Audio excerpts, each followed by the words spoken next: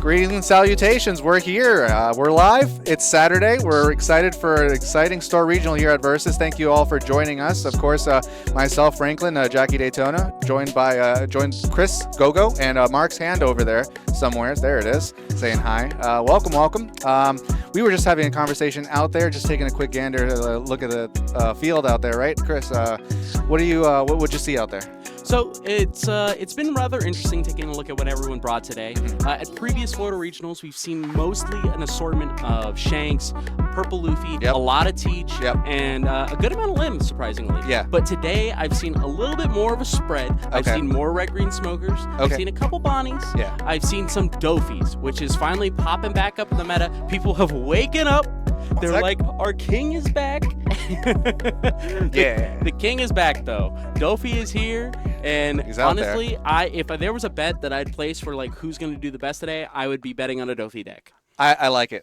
Obviously, I'm repping the glasses still today. And hey, if you're a Versus local, fellow follower of the stream, you recognize Diz there on the right, and across from him, Ever6tion on Blackbeard, and Diz on his, of course, Belo Betty. And Diz gets his dream matchup for a round one. Absolutely. How fast is this going to go? This is what we call a race versus a marathon. Yeah.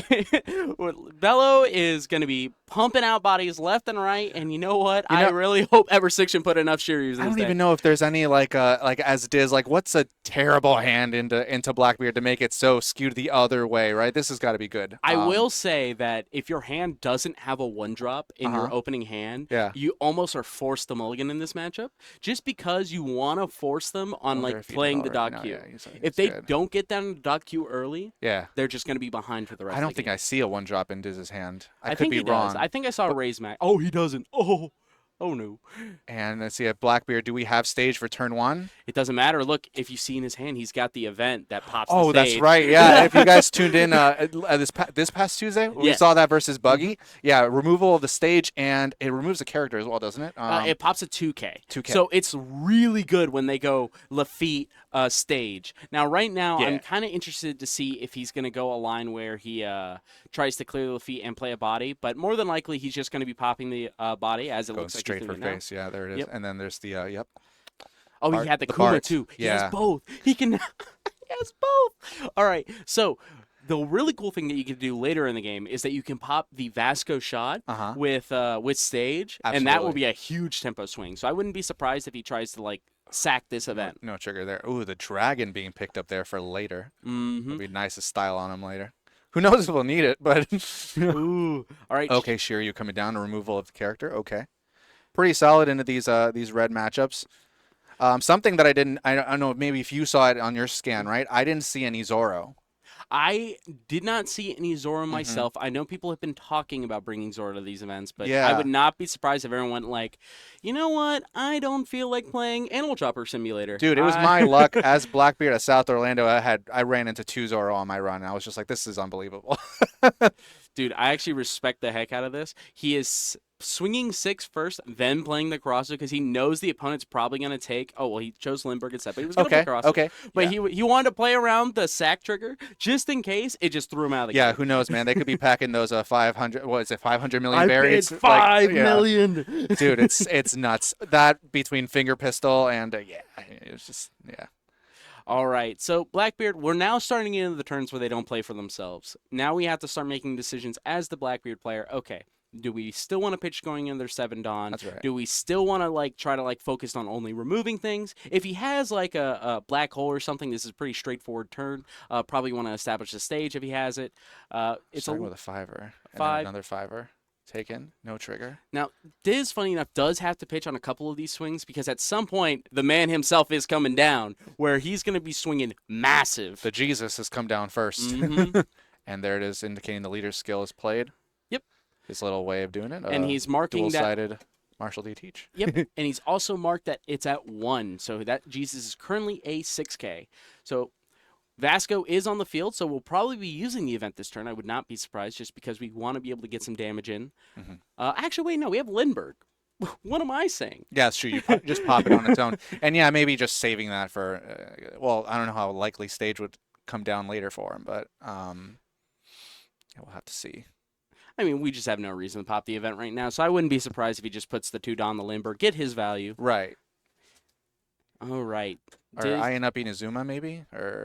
Yeah, I think he's eyeing up if he wants to like play the Inazuma, then do leader ability. Yep, there it comes. All right, leader ability time. Oh, do we want to play something else? What else is in there? What do you scope? I see a Lindbergh. I see a Dragon. He's eyeing up the event. He's eyeing up the event. Oh, wait, it's what? coming.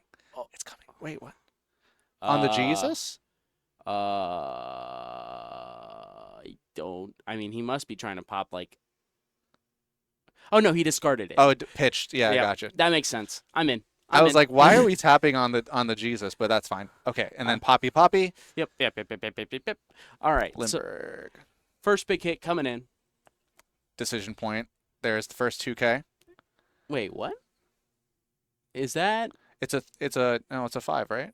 No. Oh, he swung at the Shiryu. He's swinging at the Shiryu. Okay. That's a 7K. He wants to try to clear the board a bit, so that way he can like. That's fair. Be able to keep more things. And this 5 is going to go to life. Is it a trigger? It is, but not the one I'm sure he probably wanted. I was sweating for him. You know? My goodness. Is it a finger pistol? Nah, today. This choice here. So I actually kind of like how Diz is playing this. He's not going like for a straight up like punch, try to get him to 0 and then like force the game over a blocker. Yeah. He's deciding more of the starve route. Yeah, absolutely. And you know, every card in hand for Blackbeard is very important. I mean, just to survive in this matchup counter-wise. So getting resources, controlling the board while you can, pretty good opportunity to do so for Diz. And the Karasu comes down. I hate Karasu, man. I hate him. I mean, I think that is a very justified feeling that you have. He's such a dope-looking character, but my God, is so stupid powerful. Look, if you...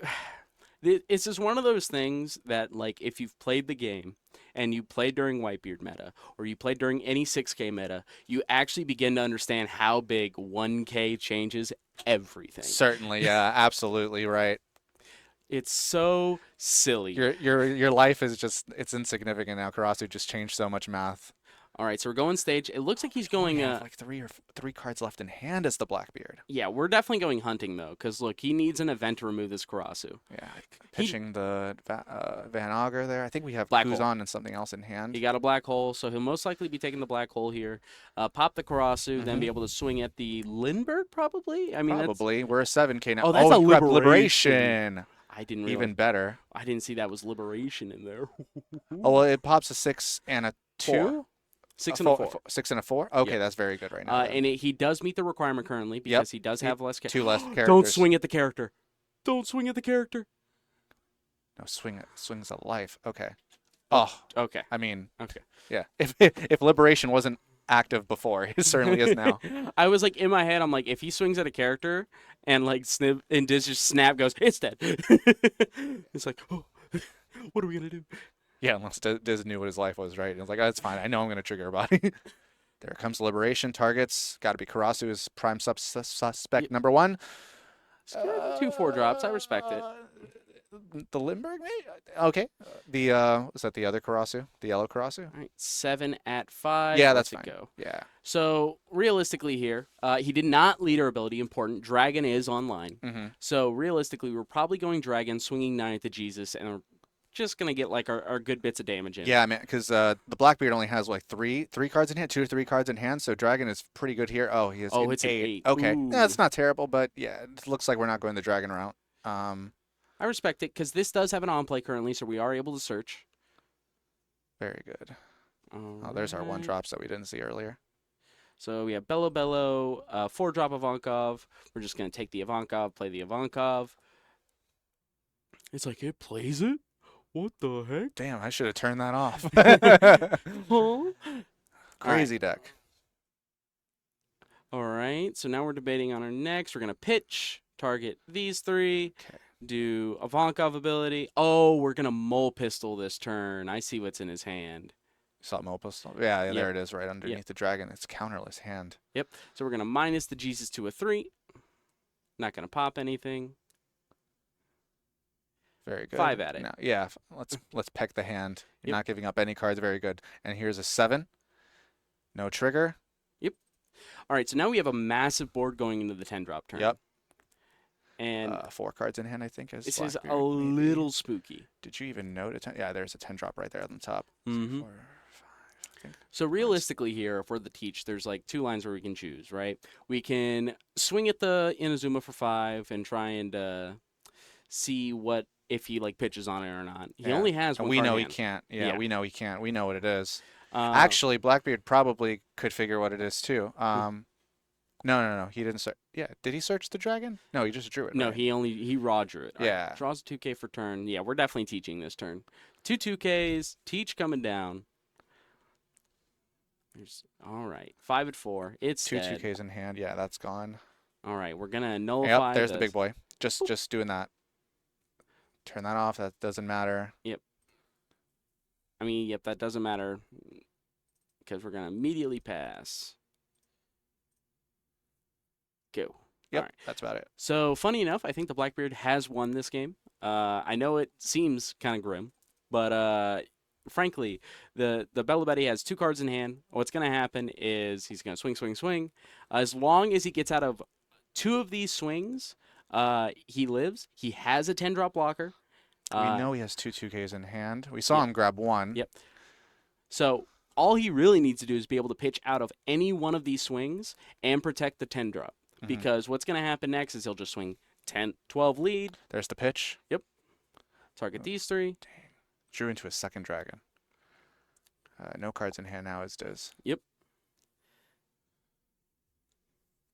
All right. It's just deciding what the best math here is. Going to start with the 8. There's a 2 2Ks to meet that. Debating.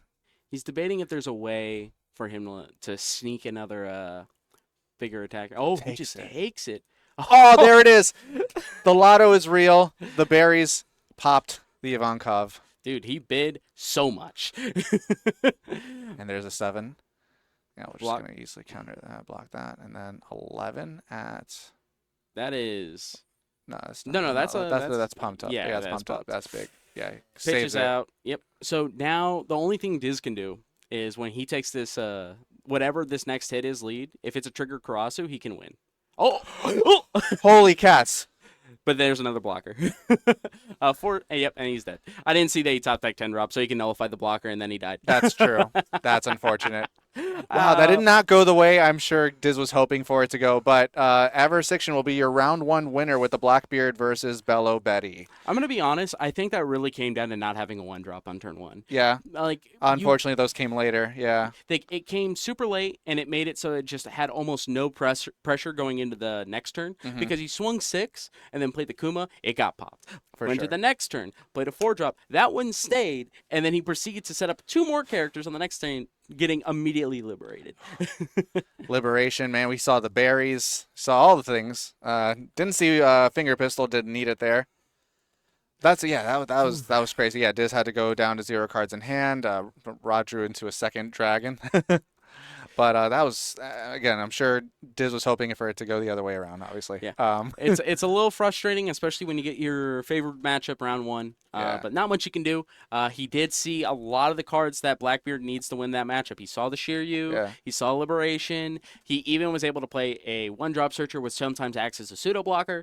But, you know, what can you do? It gets shut off there by the teach as we saw. Man, well, that's one Blackbeard. 1-0 so far. I'm sure there's others out there, and we'll have to see how they do coming into the next round. Yeah, what else could we expect to see there? We went through a lot of the other decks, right? Yeah, so the decks that I'm excited to see do well this tournament is, as I mentioned, Doflamingo. I think Doflamingo's in a really good spot. I think that a lot of people were like counting him out because they're like, oh, we lost our best card. Yeah. Well, it's over. Yeah. Have you messed with it lately? Yeah, I have. It's the deck plays a lot differently. Not so much in the main like gameplay aspect, but in like mentality and how you're playing like turn to turn. Yeah, I feel significantly less powerful not having the comfort of things got decimated, Jinbei, bring it back, or like, bring out another body to help, stabilize. Like my Shanks matchup feels, there was like a matchup chart based on the sim, right? And I think it has Dofi slightly unfavored into Shanks. I'm like, I get it now. It's much more that way than it was before because you don't have Jinbei to kind of comfort you. 100%. To bring it back. The big thing that now Doflamingo is doing is he's no longer playing the game of, oh, I'm just going to go mash face, dump a massive board, and I'm going to pitch only on characters. I'll take every hit. I don't care. It doesn't matter, right? I just have 5 big dumb idiots. Or not, they're not big, but they're just idiots, and they're going to hit you. they are idiots. But now he has to go, okay, cool. I need to play a more mid-range tempo kind of style where it's like, all right, what times do I need to hit the brakes and what time do I need to put more gas on, right? Yeah, they're packing in their events, right? Yeah, they're now back up to more gravity blades, back up to more red rocks, because we can no longer kill Shanks on like turn 6, right? That's right. We're more consistently killing him on like turn 7, turn 8, which means that we need to either decide if we want to red rock the 10 drop when it comes down to buy another turn, or if we want to just try to pressure him to get him to 0. Right. It's the whole game has like slowed down a bit for Dofi, but the game's not bad. No, it's not. It feels like I said, I've been messing with it, and some players are choosing to opt out of. Some players are choosing to opt out in like some regional lists. The Gravity Blade in favor for the 3000 worlds, but identifying that the 5 drops in green are just, there's too many options. They're too powerful on curve when they drop, and sometimes it can just snowball for them, right? And just they can kind of sneak wins away if these 5 stick.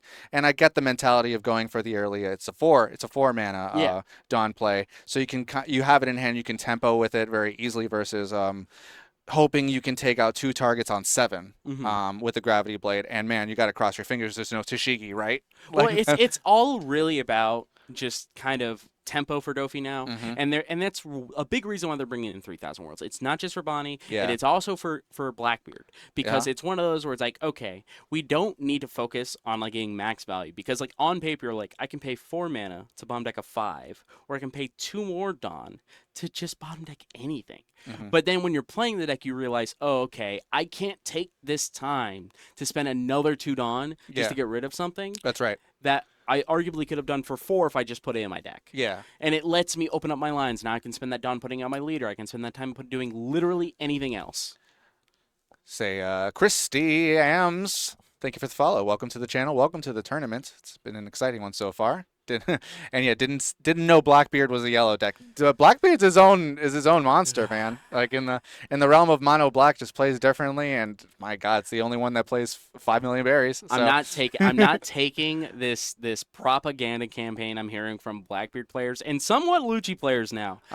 Mostly Blackbeard players. There are now people that are like, oh, we're still a very skillful deck. And I'm not saying the deck has no skill, but I want you to look me in my face and say, oh, I run IBID 500 million because I think it's a good card and not because the trigger's the only reason I want that card. Oh, yeah. No, trigger's the only reason I'd consider it. It's not in mine right now, but it's the only reason I consider it. Yeah. It is a pseudo yellow deck, and and I want you guys to look me in my face and tell me the truth next time you speak to me. I mean, even those that would say it's a highly skillful deck, I'm just like, no, it's not. It's a fun saying no deck. Like, that's what it is. But I'm not going to say there's no skill. Highly skilled deck. Okay. And I won't say that it is, but it's definitely a lot of fun to say no, especially when you get those fun triggers, right? And so, yeah, it's Zone Master. But we're going to cut for now. We'll be right back in just a few moments with round number 2, guys. Stay tuned.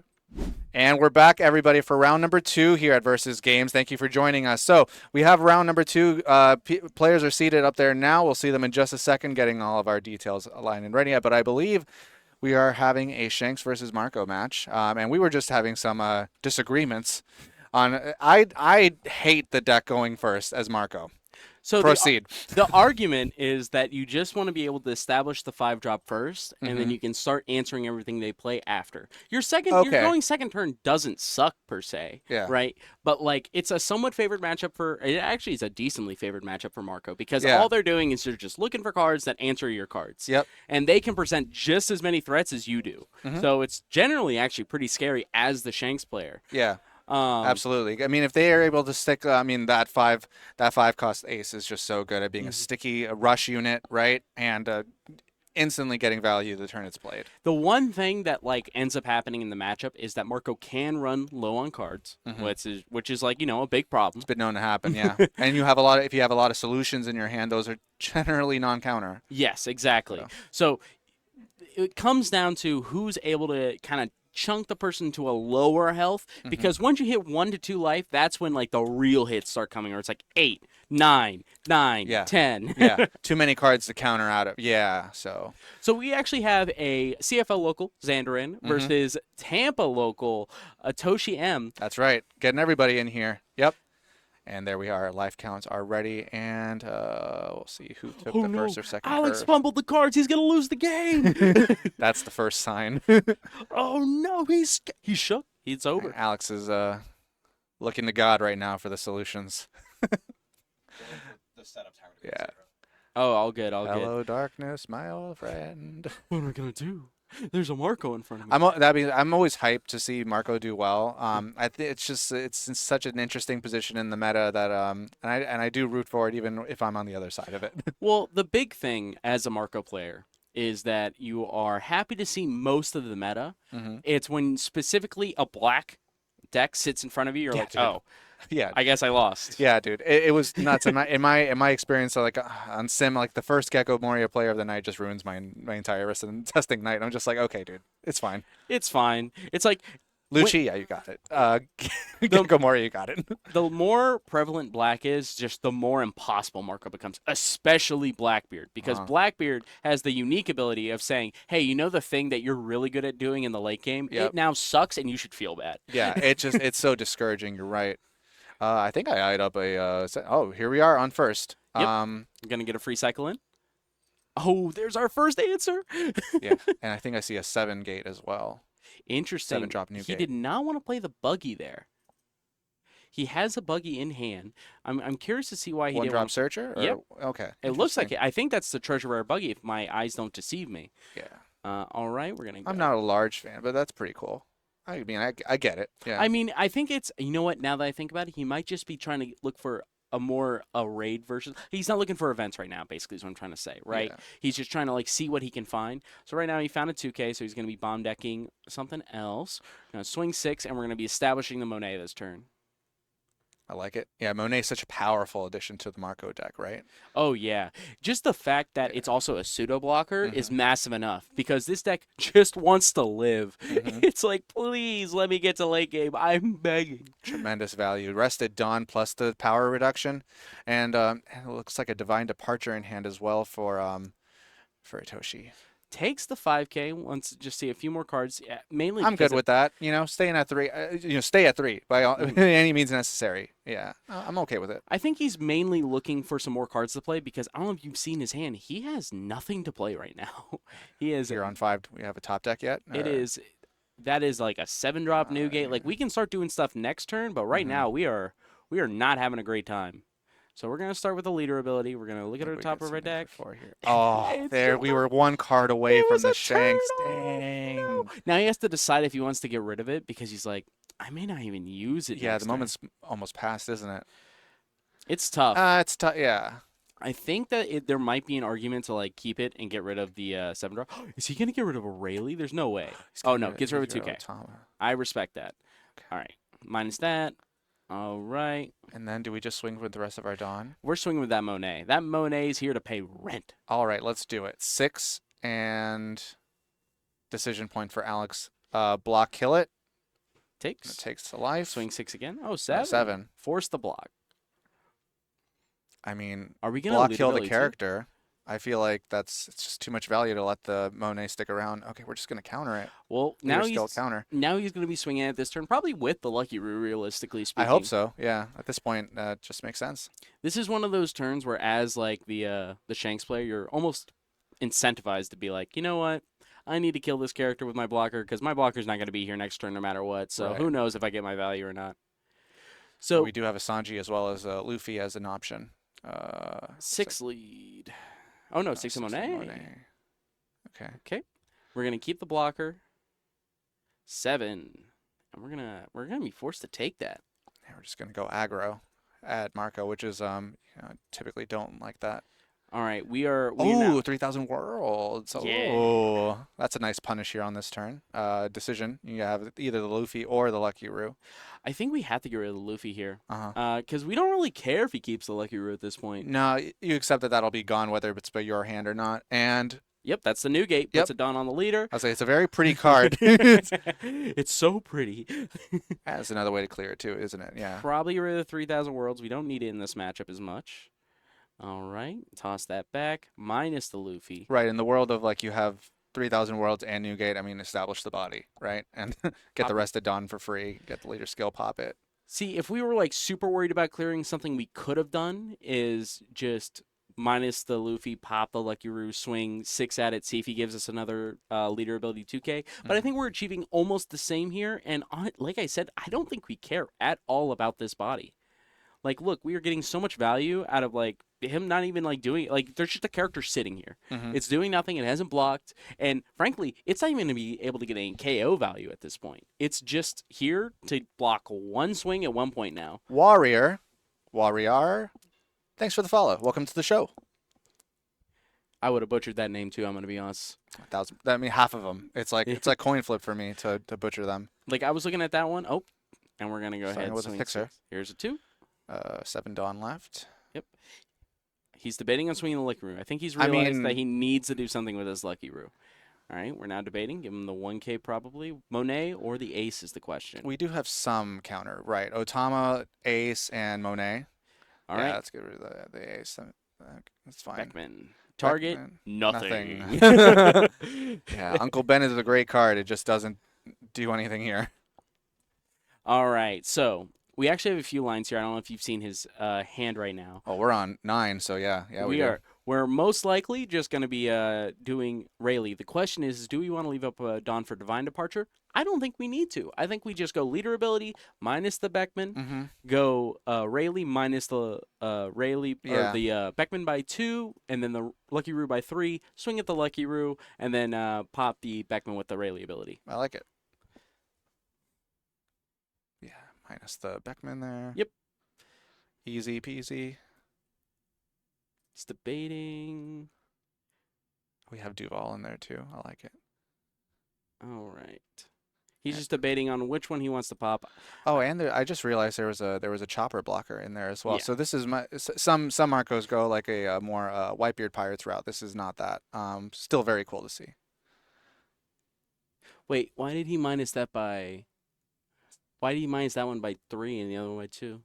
Because Marco minus is by 2K, right? Exactly. Yeah, I think. Oh, we're just not swinging at it. We just don't care. I mean, we still should have minused it by 3, but like, I don't know. Who cares? Who cares? Could just and the decision point here just to attack face instead. It looks like. I mean, I respect it because at this point we have been the person to establish 2 bodies, and the Shanks player has to now potentially swing at one of these bodies because he's put so much pressure on the life. Yeah. Right. Because in the other world, he could go 5 lead, 12 lead, put you to 1. Fiber. Yep. 5, give you a 1. We are like required by law. And here it comes, the first bomb. It's a 10-drop ace, and we're going into new gate, which I like. Yep, and it's dead. Yeah, there it is. Now everything is -1 static effect. All right. But yeah, this is just a chump blocker here on this turn. And that's fine. We're okay with that. So we have, again, a few lines. We do unfortunately have a Sanji in hand, but we are definitely getting rid of it. Quick red rock coming down. It just has to go. I respect it. Yep, absolutely. Gone. Yep. So we're going to Duval this turn more than likely, which will be massive to set up for our Sanji turn if he doesn't play another 10-drop. Because then we can establish even more pressure. We're going to go 8 first. Threatening the fact that he could go 9 here and put him to 1. He's debating on if he wants the leader ability or not. I like this. It's a bit of a mind game. He's like, okay, I'll get the block. Oh, massive. He gets the block. Now he can freely establish the Duval. Yep. Now the decision's changed, so now we can go 2. Yep. 2, 3. Such a powerful card. And he's doing this first to make sure that he can stack his life, or not life, but his cards accordingly in case he needs to draw one of these cards. See the 5-drop Marco as well for him. I like that tech. Yep. So any one of these cards he draws from his leader ability, he can choose to pitch later or whatever he wants. Put that red rock right on top. Yep. Kind of surprised he didn't opt for taking the 1K just for the next turn. Swing 6 lead. Oh, we're just not going to use leader ability this turn. We want all those cards apparently. And leaving the 1 up for Divine Departure. Oh, I get it. his hand's already good enough as is. If you Yeah. look at his hand, it's very good. He has Sanji, Divine Departure. Like, he's chilling for a while. There's the Otama counter. Yep. And then here comes the next man of the hour. Here's a Big free 10. block. Here's a block. Yeah, this is free block for sure. Unless we're going, yeah. Either way, Rayleigh or life, just free block. I mean, if he goes life, we could just take it. Like, it's not the worst thing in the world. Yeah. But then we start having to worry about dragon lines, Mm-hmm. and that's oof. Don't even want to think about that. Oh, we know what we drew. So there it is.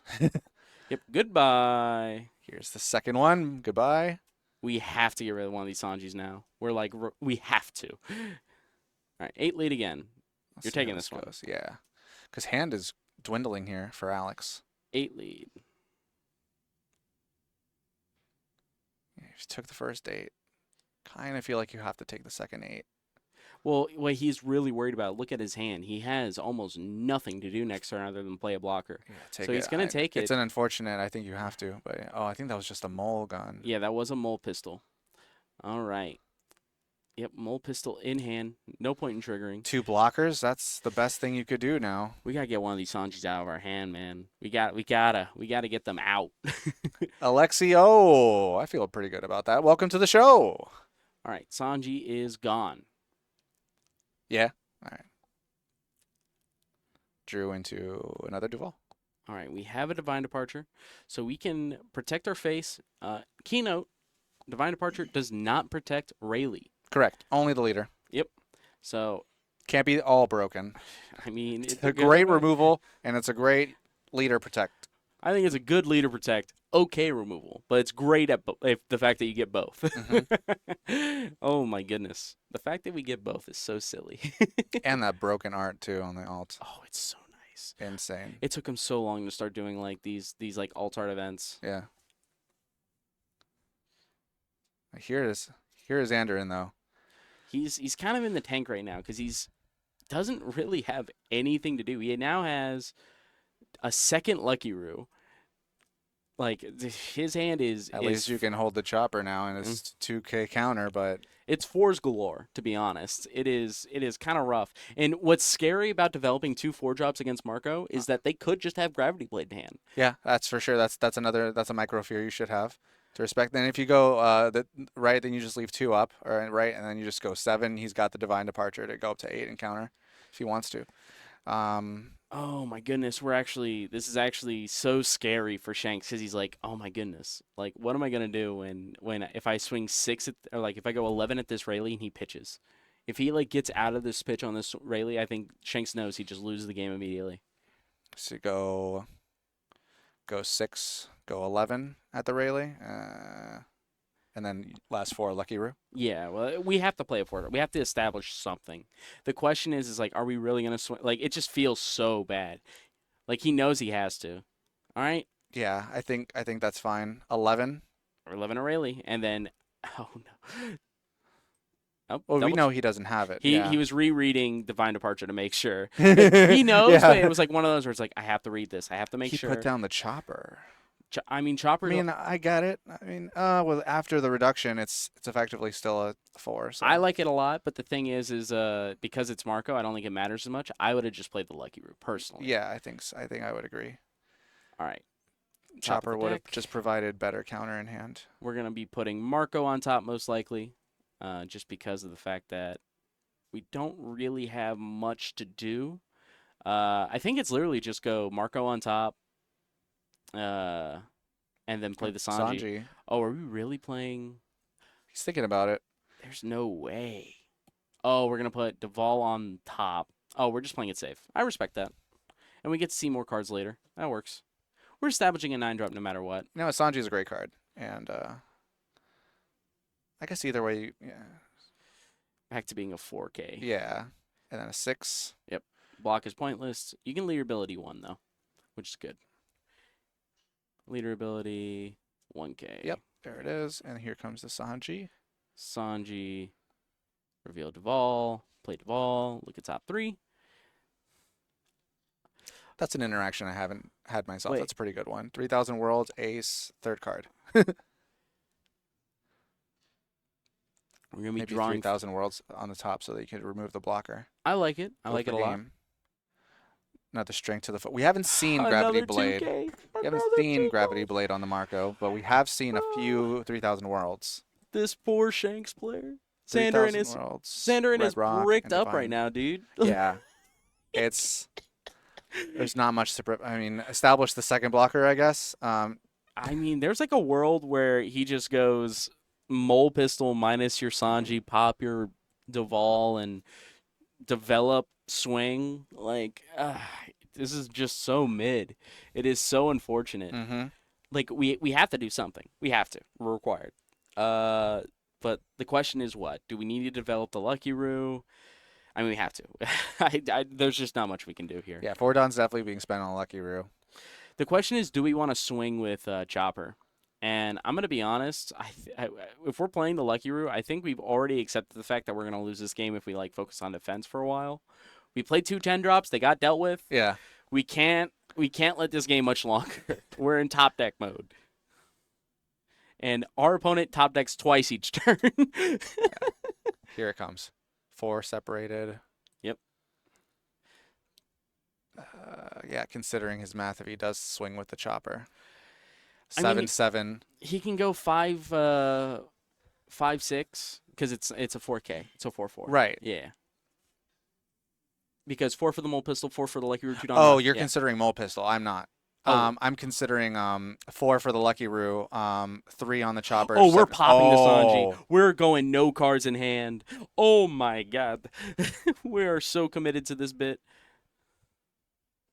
Okay. Sanji's down. I mean, okay. This does work out for a lot. We're going to we didn't swing yet, which feels a little risque, but we just give him the 1K here. We have to. Yeah, stay at 2.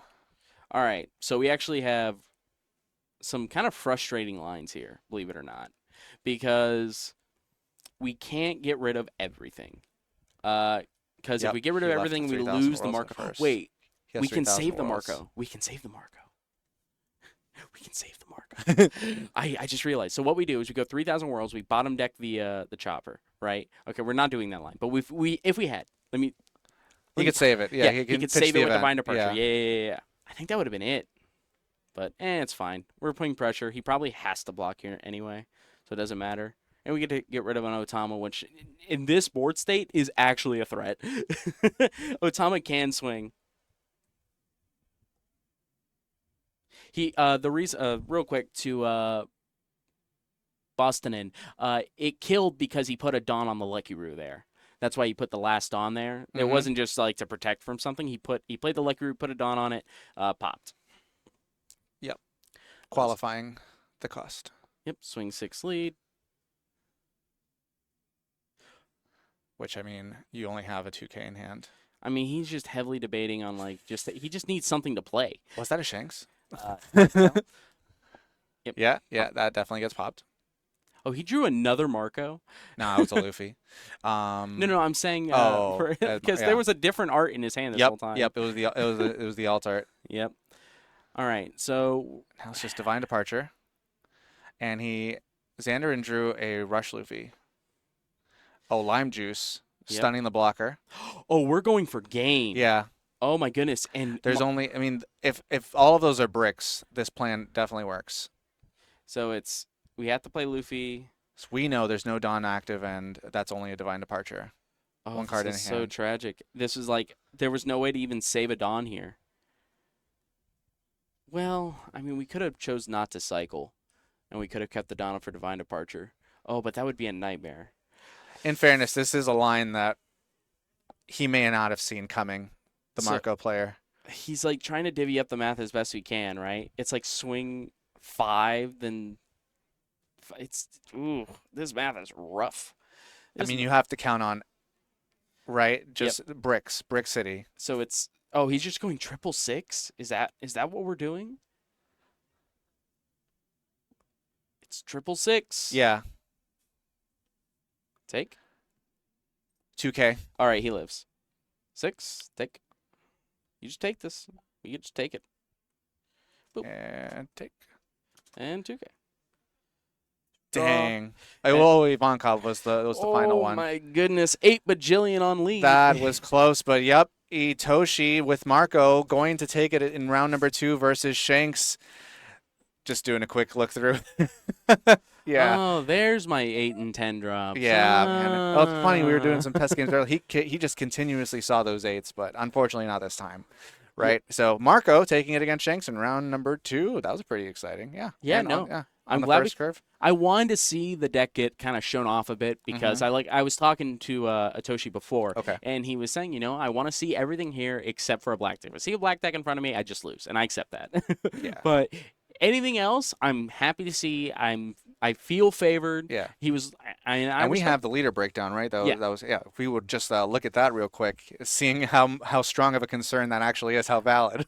All right, so let's take a look here. So I was able to get these members from our lovely judges here at Versus Games. Shout outs to Daniel Imperial. Yep. So today, the most shown up deck, like no everyone surprise. thought, No surprise, is Shanks. Ooh. With over a dozen people, which out of 64 is a lot of people on Shanks. Yeah. So we had Shanks with the most represented. The second most represented is Blackbeard. I don't want to count these amount of X's. I'll be honest. There's not. Well, you said 12 for Shanks, so is it at least it's half? less than 10. It's a little less than 10, it looks like. So we had that. Then our third most popular deck is P. Luffy. And then followed after that, funny enough, is Usopp, my pet deck. Mention this really quick. Oh, the bounty system. Oh, sorry. Mark just came in. He wanted us to go over something that Versus Games does, which I think is a ton of fun. It's the bounty system. Yeah. So the way it works here is that someone will be assigned as the bounty who is undefeated at that time. Yep. And once they receive the badge, they'll receive a tournament kit. A tournament kit, for people that don't know, have a bunch of TP packs, one winner pack, one judge pack. It's basically everything you need to run a local. Right? And you will receive one of those for every round you win as the bounty, or you'll become the bounty and win one once you beat the bounty. So in other words, you'll beat someone, you'll win a tournament kit, and now you're the bounty. So if you keep winning, you'll keep getting more tournament kits. That's right. And another cool incentive to come out and join us here at Versus and have some games. Leave home with a whole big bag of bounty. Yeah. Dude, like Tuesdays and Thursdays, it's a lot of fun over here. If you're ever on the east side of Orlando, we're over in the Oviedo Mall. That's right. It's gonna be all day. I mean, I love coming here on Tuesdays. Thursdays a little rough. We got Beyblade going on, but I heavily recommend Tuesdays. Yeah, Thursdays is very much just like it's the visual casual gaming night. Again, the Beyblade's happening, so many of us come on Tuesday nights for sure. That's our competitive streaming night. So it's a great night to come out. But that was pretty exciting for round number 2. And we saw a significant part of the deck, too. And thank you, Stifle3000, for joining us. Oh, welcome. Thank you. Welcome to the show. But back to the list. Yes. So there's a few decks here that I want to bring up that I'm excited to see. Cool. Right? One of them we actually just saw was Marco. That's right. There are actually a few Dofis here. I don't think I saw any Dofis at the previous store regionals. I agree. Yeah. This one has 3. Trot89, welcome to the show. Welcome. So, with Dofi, Bonnie also being at 4 people, there's a good amount of array here. But again, the exciting ones I'm looking forward to is Marco, Dofi, and funny enough, the Nami player that did well at Maitland. I believe he got his invite there. That's right. Yeah. He is here today. He is one of the 2 Namis playing today as well. Okay. We do have some stray decks here. Hit it. We got. I saw one for sure. That's got me going. I did not expect to see this at all. Funny enough, we have 2 Yamato. Yeah, that's right. That's one. We have Buggy. Yep. And then matching his fellow clown, we have Caesar Clown. Don't know how well he's doing. I hope he's doing great out there. Welcome to the show. Welcome. Caesar the Clown was that one. I'm just like, what? But all right. I would like to point out that there are the same amount of Caesar Clowns as there are Lucci's. Awesome. And that could be very good for Marco. We just saw on stream, right? I'm on you. I want to see with Dofi. I want to see more Dofis out there. I want to see them how exactly they're forming their list now, right? Like we mentioned, they're going more event heavy. If they favor Gravity Blade over 3000 Worlds, hell, a mix of both. Yeah. Who knows? It's really kind of depending on what matchups you're trying to target. The thing is that as someone that also likes to play this game competitively to some extent, right? Dofi is one of those decks that you can actually tech a lot for what matchups you want to play. And frankly, you kind of have to end of the day choose what decks do I just accept that are going to be rougher, right? Because you can cut down on the gravity blades, but then your teach matchup gets a little bit worse because you're putting them in for the 3,000 worlds, and now you're only dealing with one Jesus when you play it, right? Yeah.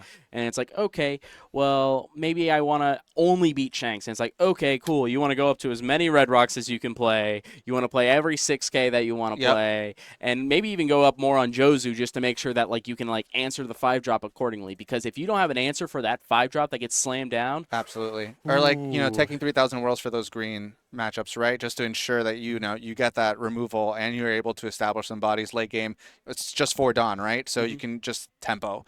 So it depends on how they want to play it. Okay, so let's go take a quick break. Bring you guys round number 3 here in just a few moments. So grab a drink, grab a snack. Don't go anywhere. sounds good.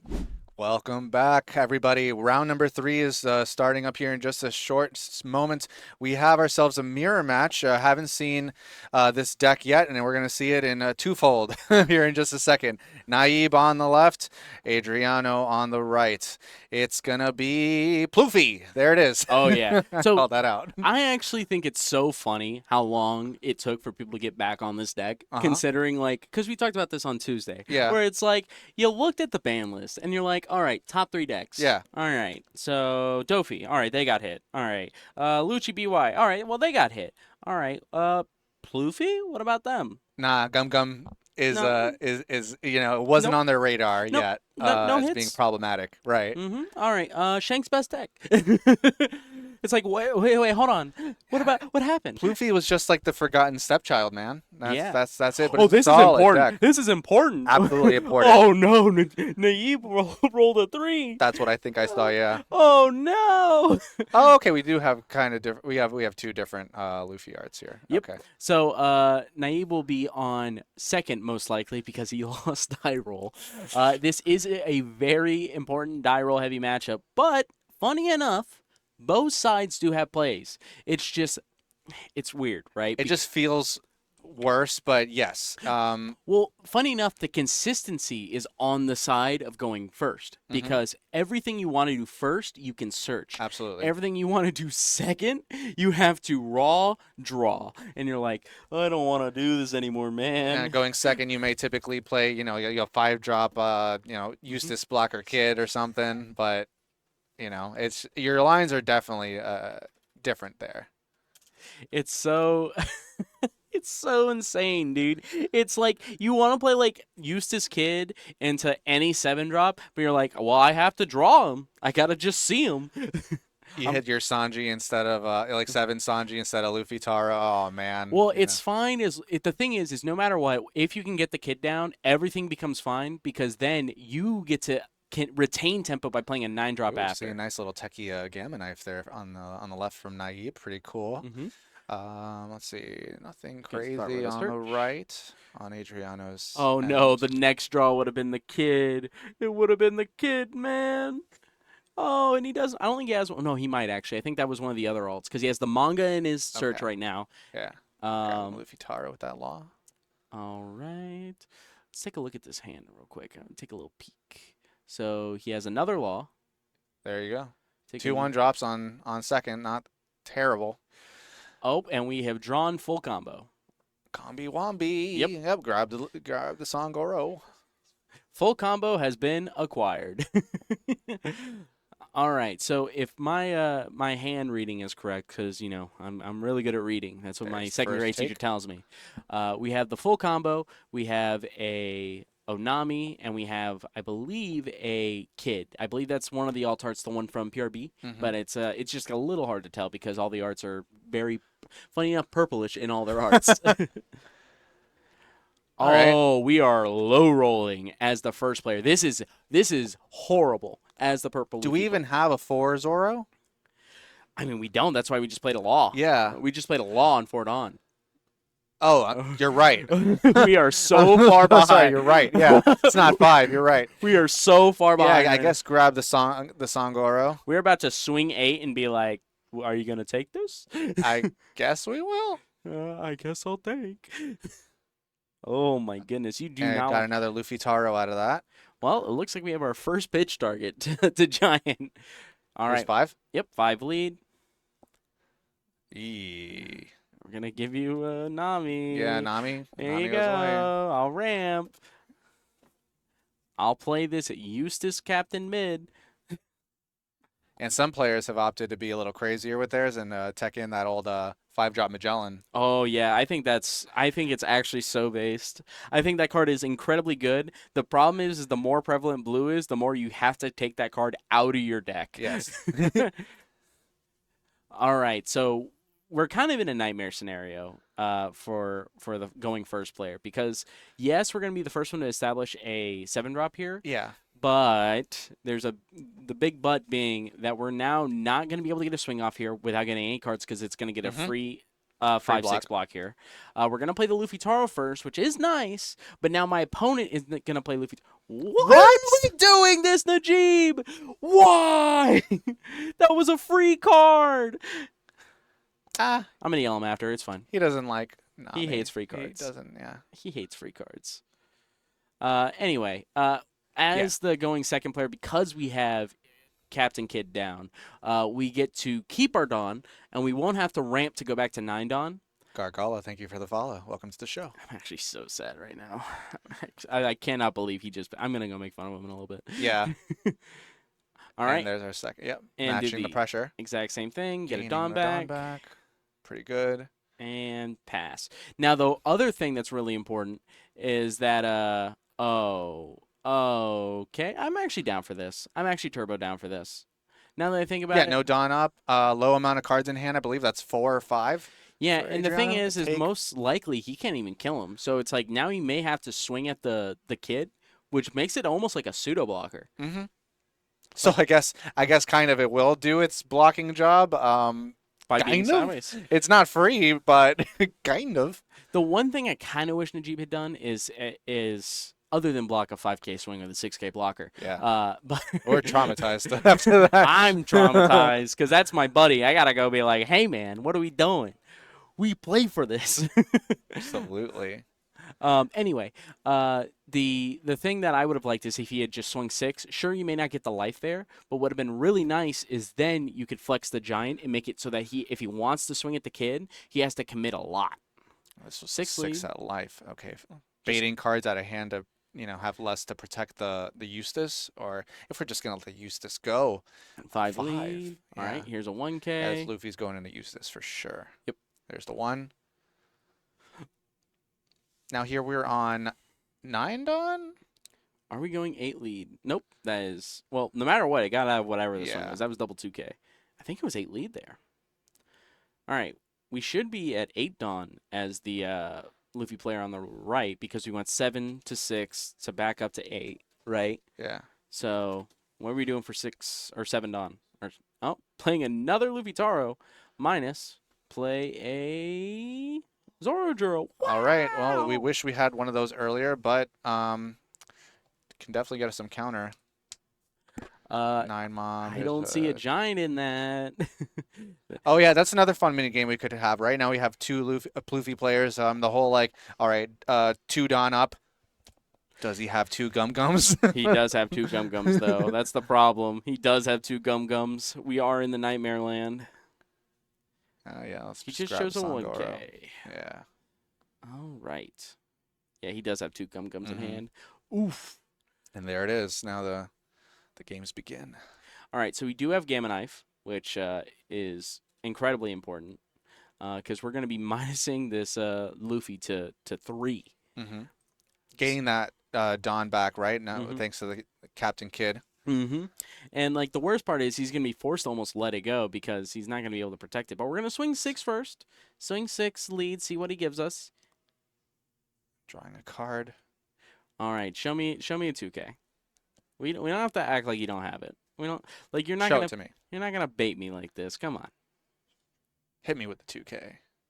Give me a Wait, new those Sohachi. aren't Gum-Gums. What are those events in his hand? Sure that There's middle one's one. not There's Gum-Gum? one Gum-Gum in his hand, but I just saw them side by side, and there's 2 cards that are the same that are not Gum-Gum in Adriano's hand right now. Not some crazy 0 cost, is it? Maybe. It just doesn't. It looks like Bagua almost. I can't tell. Or are those 9 Luffys? It has gold border though. That's my problem. Like you can. Did you see what I mean? Like they look different. Yeah, but I saw the Gum Gum again, so. Yeah, I see the Gum Gum like at the front. He does have 2 Gum Gums, but where are those 2 other cards? Oh, those are Luffy's. You're right. Okay. Those are Luffy's. Yep. Yep. All right. Mystery solved. Gamma Knife incoming. Oh, I love it a lot. I mean, we're just gonna keep pressuring life. I mean, he took a 6K swing. I get it. I'm in on this. Let's go wait and see what happens.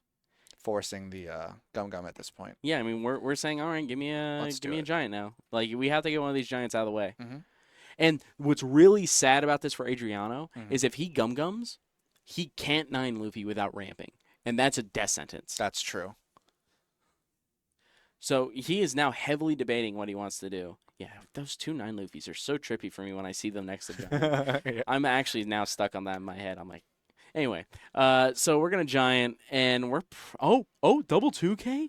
Giving up double Usohachi would be also insane as the other proof of Luffy, because we both know that if you don't have those Usohachis for endgame, That's right. you're not getting over like Nami blockers. We're getting rid of 2. Oh right my here. days! That's information. All right. As you said, that's very good for Naib to know. All right. Sangoro, 2 Gum Gums, 2 Luffys. I think is the hand for Adriano. Mm-hmm. Third card in there what is that? It's 2 Luffys and then another character. 9 Mom. What's funny is we can also still force a lot of stuff out. Wait, why are we doing this first? No. All right, we're ramping back. All right, stand. We're just gonna. Interesting. Gonna do some filtering. Okay, discard Zoro. Draw 2. Looks like a Luffy and a Gum Gum. Yep. We're drawn. Yep. 9 Luffy and a Gum Gum. That's good. We now have a Gum Gum for this next bit. We still probably have the Gamma Knife. He's thinking about it. Like, if there's ever a time to game, I think the other question is, do we just get rid of the Sangoro that's just drawing a card every turn? I don't think we have to get rid of the Luffy, man. Right, it's a -5, right? So it'd be a 3, so you can go 5 and a 3. Mm-hmm. Bait the Gum Gum to come out. Which, I mean, I guess you do, right? You don't want to lose. But then, then you know what we do? We swing the kid at it, and it's dead. Oh, that's fair. Yeah. Like and we have a Nami out, so that's Yeah. fine. Yeah, Yeah. So. Like, if he protects this this Luffy, I think it'd be. I say do it, but. Oh, he is hesitating. Yeah, he's. The hesitation is palpable. Just gotta cut him. No. He's going face. He's going face. Oh. It's really asking for that Gum Gum to come down. I mean, I respect it because, like, the thing is, right, if he doesn't Gum Gum now, he's almost forced to 9 Mom on his next turn. And if, even worse, he takes this hit, he's just going to go 7 again. He's going to, he could, realistically. And I think you should, right? If he takes that 7, goes to 0, yeah, just do it. It means that he really, really doesn't want a giant. And you just got to, take advantage of that while you can. So now you're asking the question right now. It's like, do you want to give me a giant? Do you want to give me a giant? Dang, I wish I was better at reading lips there. I'll never be good at that, man. It's just, I feel like you're also just projecting sometimes when you're reading lips. I can see that. Yeah, Yeah. Your own. Yeah. Like, you're just like, yeah, I think what you did there was actually really dumb. I think you actually did a bad move there. It's like, I was really debating on just. He took it. Oh, and there's a potential trigger. Or he's just really thinking. I mean, he saw it. Potential trigger. Oh, it could be a Gamma Knife of his own, because that is a draw 2 pitch one. All right. What are we working with? Oh, what are we taking a little peek at? Dang it! Just late. It's too late. Just shy. Yeah, at this point we just It's okay. It's okay. He's like. It will be revealed. It's a ramp. It's a ramp. That's what that is. He counted his Dawn. He's seeing if he wants to go to 10 Dawn next turn, or if he'll need the Gamma Knife for clear. Yep. He ramps. Yep. Why did I think? Oh, you know what I'm mixing it up with? There's what's the event? It's like draw 2, pitch 1. What is the purple event that does that? There's one that matters. It's something. Slow beam sword or something? One of those? Might be. No, Giant doesn't have Giant trigger. That would be nuts if it did. Yeah. Oh my god. Giant's good enough as is. Don't worry. Yeah, they don't need to add that. All right, so we are now debating on swinging another 7. Do we have blocker in hand even to fall back on as Adriano? I mean, does blocker board. Do it? Like the thing is we have now put ourselves at 0 life, and I don't think there's a 9-mom in his hand. Adriano? Yeah. He did. He had one unless he filtered it out. He had 2 Luffys and a 9-mom. And now we've drawn another card, 6 lead. Because I guess as Naib, I'd be like, okay, is he going to go for my board? Because I think I'd be more afraid of that, right? Like like clearing Naib's board and then establishing a blocker to give yourself the best chance of surviving. All right. We are debating life. All right. 5 lead. Oh, 6. 1 Dawn left active. 6. 2. There's a Sanji 2K. I'm just so curious about so many things going on. Where it's like, there's like a part of me that wants to be like, why are we doing these swings when we can like 9-mom and get the block? But maybe he wants to see if he's gonna block early, so we can get the 9-mom out of the way. Because almost certainly, if he doesn't play 9-mom here, he's dead on board. We know he has one. This 5 lead will almost certainly signal that he is playing something to plan for another turn. If he 5s, will he 6 block? Oh no, he won't. He forgot about the blocker function on Eustace Captain Kidd. Dude, man, he really thinks he's a useless captain mid. That's all I'm saying. Nice. That guy sucks. Adriano is really going through it right now, really in large contemplation mode. All right, side note. Who is actually a Captain Kidd fan? I don't think I mean, I know they must be out there, right? But there must be some small church. I've met one person in my life that's a Captain Kidd fan, and let's just say, he wasn't exactly the kind of guy you want to be friends with. I was just like, I wonder if he's going there. Just like, I'm not really his friend. Don't lie to me. Oh, don't lie to me, Brandon. Also, you could have been in this tournament, Brandon. What's going on, Ultra Jethro? You should have been here. Should have been playing. Well, look at you now. I'm not even close to that point in the show, and I'm just like, I don't like this guy. I don't know. There's something about this guy's aura I don't really care for. Giving up the block there. Interesting. Blocking on the AK, I think is good. I'm in on that. And we just have one more 8, and then we're just came for the hibachi. This guy. Oh my good. All right, so let's see. Let's see where we're going. It looks like we're going the blocker route. That or he's doing some real big swings. I think he might be going big swings. I mean, this is like horrifying to do as the purple Luffy player. If you are just banking on him like losing, I think this is dangerous now. Very risky, isn't it? There's because if he does have Giant, you just lose the game in most scenarios because he has a life to get through. Like, there's just no way. There's no way. So this is one of the. Let's look back a little bit. Let's take a little hindsight.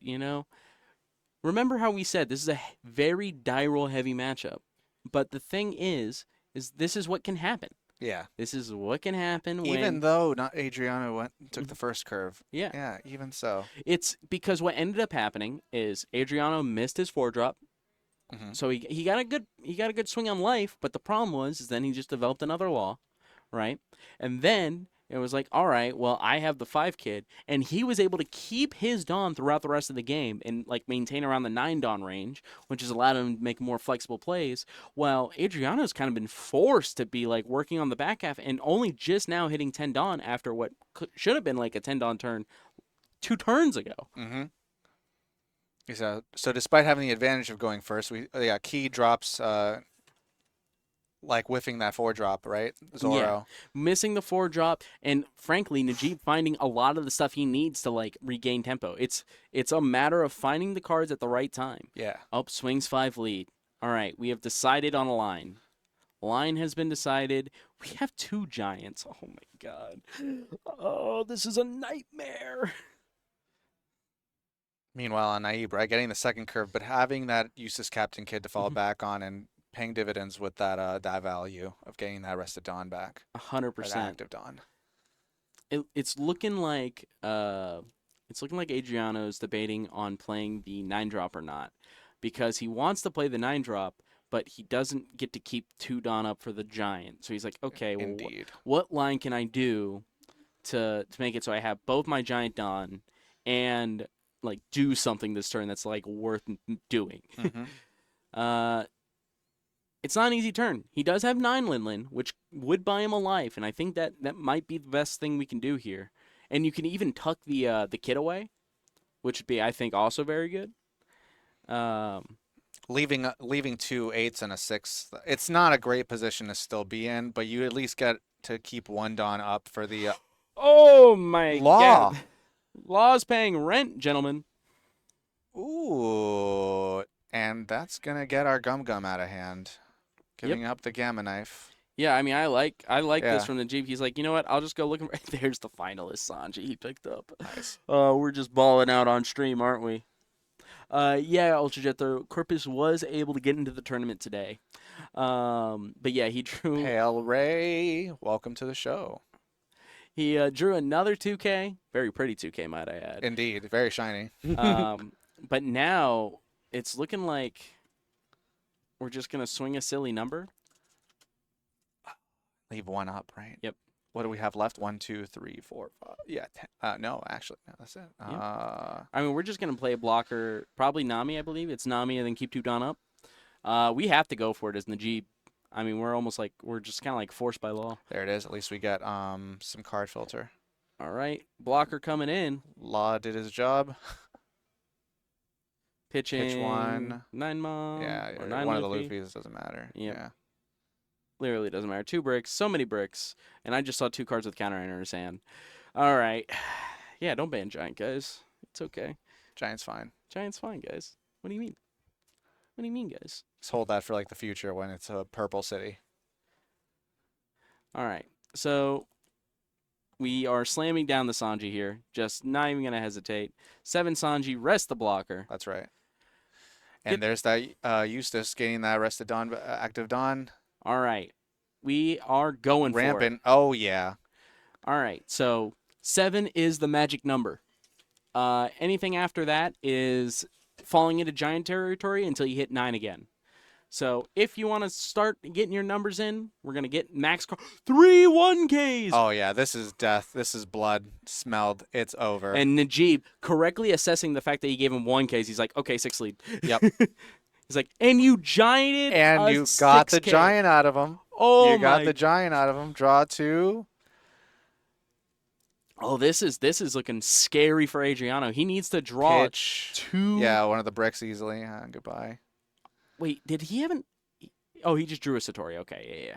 Just drew a Satori. All right, drew 2K. Drew 2 2Ks. I hate this deck. No, don't swing 6 now. He doesn't know. He doesn't know. He doesn't know. All right, now that's information. Yeah, yep, swing okay, 7 again. All right. Azerhall, welcome he has to the save a Giant. Channel. Welcome to thanks for the follow. If he doesn't save a Giant for these next 2 swings, I mean, he actually is forced a Giant. That's the worst part. He's actually forced a Giant. There's and he's the last dead. one. Last Giant played. Pitching another brick. The last brick, I believe. Draw 2 cards. Yep. All right, 9 lead. He tries to restand the Dawn. That'd be funny. Just go, I got a 3rd Giant, I swear. Again, Giant's not that Oh, crazy. he has another Giant in hand. Yeah, after. Giant 2K. That's it. And Adriano extends the hand. Naib will take this round in the Pluffy Mirror in round number 3 here at Versus Games. Yeah, I know you're going to go out there and destroy him over that early free block that was just, I hate cars, man. I don't know about you. I don't think he blocked at all with Kid. I'm saying I'm good with that. I think he forgot that Kid could block, but you look, man, he made Kid look like a really good value piece and not at all like it can do other things. As we noted earlier, Adriano got the first curve but missed his important curve pieces. Meanwhile, Naib taking full advantage of his second curve with that Eustace Captain Kid, not missing a beat. And really just being able to establish a great board like that. He had the option of the Gamma Knife, right? He chose not to go for that, went for other plays instead. Came up on top. What can you say? There was a lot of tight moments in there in the match. And this is definitely, since it's the mirror, it's all about tempo. You're just playing like, if you're going first and you miss a beat for even a second, if the person going second is able to reclaim that tempo, you may just get thrown out of the game. And there's just nothing you can do about it. And luckily, for Najib's sake, the person going first went ramp to 4, law, and swing 8, and that just immediately put him behind. Najib finding the kid to make it so he was able to stabilize later in the game. That's right. Keeping his Dawn. That's like the story. Because if you saw there at the very end there for Adriano, he pitched 2 Usohachis to avoid gianting so he could play a 9-drop if he wanted to. And he still didn't end up playing it, unfortunately, because, it didn't line up with the place he wanted to do. Right. But as a result, Najib was able to keep his Dawn, keep the plays he wanted to do open, and Adriano just fell behind. Oh, yeah, man. That kid sticking around was paying some rent. Excellent. Just continue with value turn after turn, just getting that Dawn back. Every turn was a face check. Everyone was just punching each other in the face. They're like, show me a giant. Show me a giant. I know you got it. I know it's there. Stop hiding it from me. That's just a mini game that happens in this matchup, right? It's like you got 2 Dawn active, but maybe you have a giant, maybe you don't. Show them to me. And 2 Usohachi. And what's funny on Naib's side, he at no point did he even bluff the giant. He's like, if he had giant, Dawn was up, and if giant wasn't up, he's like, I used every Dawn. Yeah. I wanted to maximize my value. He chose not to play the mind games, and I respect that. Hell yeah, hell of a card. All right. We're going to take a quick second, go bring you guys round number 4 in just a second. So, see you soon. All right, everyone. Welcome back. We are here for round number 4 at Versus Games. Our players are set up. Rhiannon versus Caleb. And we have a Nami versus Teach. Obviously, the Nami is doing very well today in a sea of Shanks, right? Oh, yeah. And we have a very interesting matchup here. We were just deliberating on it. As GoGo was just saying, it feels 60-40. Yeah, it's about 6-4 Blackbeard's favor. The big things of note, right, is that Nami normally gets to win on your turn, right? Their last few cards, they just get to win out on your turn through like Gavel, through Rubber Band, stuff like that, right? Because of how Teach works, if he plays a 10-drop and then swings at you, you can no longer win on your turn because your leader is quote-unquote turned off. Right. Now, you can go back to your turn and win the game, but you can't do it on their turn. Now, this makes it so that in late game, you still actually want to keep the trash cards because, fun fact, the only mandatory effects in Nami are all the cards that draw a card. Okay. So, like, think White Snake, think Love Beam. All those say just draw a card, right? They don't say you may draw a card or anything. It's if you fit the condition, you draw. However, all of the trash cards, including Gavel and Rubber Band, the trashing cards from your deck is a may. That's not even a cost. The only cost of the card is actually pitching to the event for Gavel, and for Rubber Band there actually is no cost other than paying the Dawn, right? True. Seeing that Nami here going to get repeated value turn after turn unless... Yep. No, that Nami's dying this turn. Some way, shape, or form. Like, that Nami is not allowed to stick. I haven't seen a stage yet. Oh, we found a Burgess. Burgess 1 has been spotted. All right, so the big thing is the Blackbeard player, is that you generally want to get peck, right? If they have no Dawn up or a low amount of Dawn up, right? And then as the Nami player, you just kind of want to like pitch out, get advance, and get through that. However, alternate win cons, of course. If Blackbeard notices you're floating a lot of Dawn, they are allowed to then, in turn, go, all right, I'm just going to play Big Dumb Idiots. Like, and he goes for the dot Q, pops it. Very valid, and here's a little 6 when there's only 3 up. Yep. Swing 6. Says, all right, show me a card. We're going to Sables. Look at the top 3. Let's see what we spot. Do I like these? Do I hate these? Do I want to keep them? Gavel. Nope. Goodbye. Oh, I would have kept the gavel. Actually, no. We want those in endgame. We really want those. He definitely didn't like them. Yep. Whatever they were. So the big thing, though, is that you really want to pay attention to Nami's Dawn at all times as the Blackbeard player. Okay. Because whenever they're floating a lot of Dawn, that means that they don't have much, if anything, to do.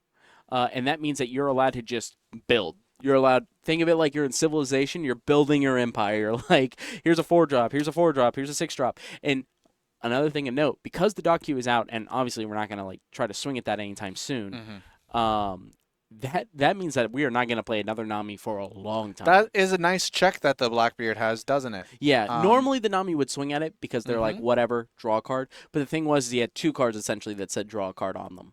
So it's kind of a tough choice. At least when you like swing at the dock Q, like you get rid of something that like will eventually draw a card if you want to swing at. But now that it's standing, you'll never get rid of it unless you have an effect. Alternatively, if you swing at the Luffy, he gets to choose what he wants to draw. And if he's just looking, just comes down. Yeah, and we establishing a Vasco shot. Yep, and Nice. we're pitching for on plays. No on plays. Any significant on plays for Nami here? Kaya. On this turn 7. Kaya. Kaya at any point because it's a nice 1 drop. Yeah. Yeah, we're just pitching as the Blackbeard here because we know our opponent is bricked up, and we're like, okay, if they have a Kaya, yeah, we just have to pass. If we have quick pass, we have nothing to do. Yeah. So we're just gonna pass. 7 Dawn here. So tons of Dawn active, right? So per the earlier thinking, so we can just establish characters here. Yeah, we're just gonna full on focus on establishing and getting what we need for our mid to late game. Another Probably Shiryu, another, what is that? It's Shiryu and double Shiryu and Black Hole. Nice. We're gonna grab the Shiryu. Yeah. I respect it. We probably just need a body at this point. Love it. Right. And it's also good to target every single one of their bodies, like Marguerite, 1-drop Nami, all those things. They get popped by Shiryu. Yeah. There's some natural, predators here for the Nami deck. And of course, there's that Kuzan being such a flexible spot to just become anything else. Yep. We're probably going to pinch as the Blackbeard here just to, again, just turn off on plays. Because realistically, as Blackbeard, we're never milling out. And we've established a blocker, so if he goes Usopp or Zeph or any one of those like millers from deck for 7, we don't have to really worry about it. Oh, and we're choosing to swing. All right. This is actually important because now the Nami gets to play the game. All right, so. And starting off with between 5 to 7. Yeah, we're Trash just doesn't look high yet. We're deciding what we want to do here. We're gonna 0-drop first. Oh, okay. I'm kind of surprised he isn't going for a white snake line here, just because to draw a card. Yep. And there we go. Yep. Because we need something to do. Yeah, we get to be a 6K for the entire turn now, right? Yep. We're 6K for the rest of the turn. So now if he wants to swing at it, he actually has to put Dawn on it. And we're gonna just do the +9. Very nice. Swing 7. Only use 2K here to get out, but we don't really have any clean ways to get out of this. I kind of like 0-dropping here, just because we want to get low on cards because we have double love here. Yep. There's a 0. All right, this is where we top deck peel off and go, I'm gonna jump off all right, let's see what he got. Hey, hit it from us. Let's see. It looks like No peel off. Hanger. Yeah, it was Hanger. Hanger is actually really good in this matchup. It's one of the main reasons you run the card. Because it is an activate main. There it is. You are allowed to cycle. We're going to get rid of the Deathwink. And, again, it is a pseudo blocker. Because a lot of the time what ends up happening... Oh, and there's also the peel off. Crazy. And now we get to pass. So, and it being a 2 cost here, Doc Q can't freely take it out. Exactly. We do have Van Auger in hand, I think, or...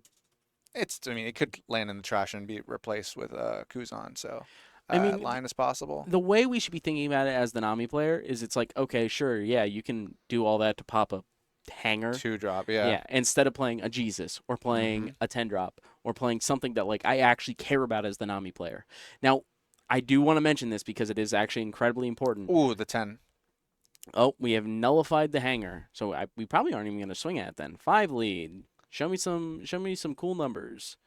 All right, I'll be a 6K for the rest of the turn. Draw a card. We have a really slow start on the Nami here, so our late game is looking kind of rough right now. The good news is that we're now at the threshold for loves, so we will get out of another swing here.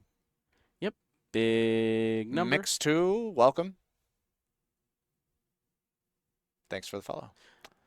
I would 2 not. left up. Yep, we have 2 left up. There's only 1 swing left because he is a 6K for the turn.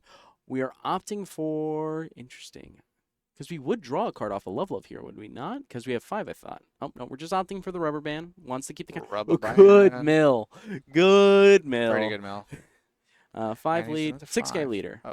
Oops. Oh, whoa, bro. Yeah, that's sideways. Yeah, that's sideways. Replace. Yeah, man.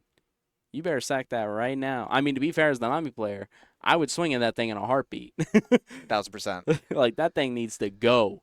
And Shiryu coming out to, yep, that's very valid. Take out the 2-drop. Sure. Hang her down. I mean, it was nullified. Hang her down. Out of the hang. Oh, he's debating on pitching. Now, see, the thing is every turn he doesn't pitch, he's at risk of getting Kaya, right?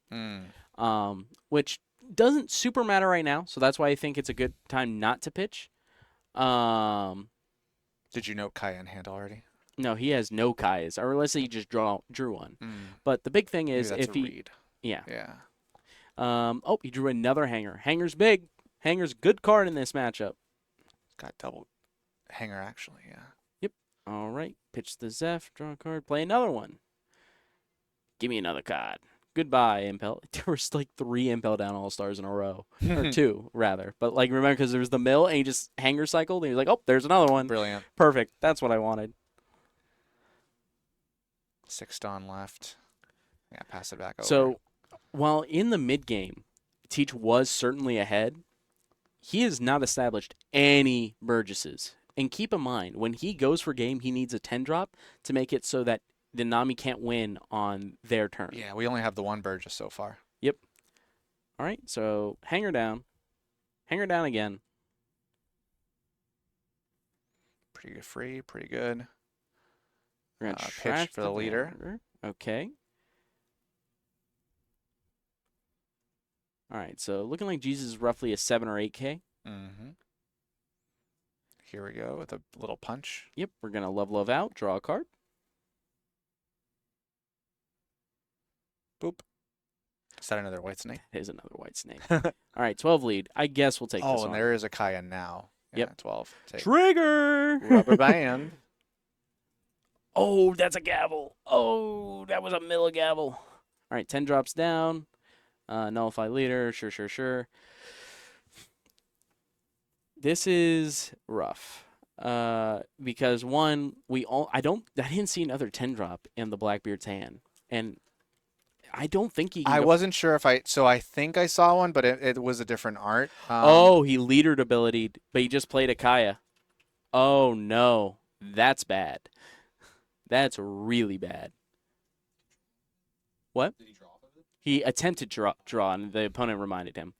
But ooh, this is rough. All right, found stage. We're going hunting for 10 drops now. Black hole in the bin. 1, no 10 drops there. 2, Katarina. 3. Katarina is a really good tech card for this matchup because it has banish. It's / double attack. Love it. Whichever one you want to give it, right? Banish seems pretty good. Banish is good. Double attack's insane when they're at like 2 life, specifically. Like you can go like 15 on it, double attack, and then they go, or not 15, but you'd probably go like 10 or something. 10's probably the better number just because you want to play around like White Snake plus a 4K event. And then if they don't get out of that, it's like, okay, the rest on my 10 drop. Here's a 7. 7. We're going to love most likely. Draw a card. Drew a... Oh, that's a bounce. That's a bounce event. And 7. Now, unfortunately, it doesn't turbo matter that we have this back in hand because we will never get on plays again now that he knows we have a Kaya. All right, 6, 7, 8. Oh, just short. No on plays.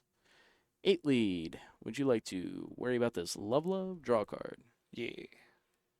All right, 3 Kaya. Kayas. Oh, no. It feels bad. Oh, we have a trigger. Trigger. Oh. Pop. Bounce. They have 3 Kayas, but they have no on plays ever.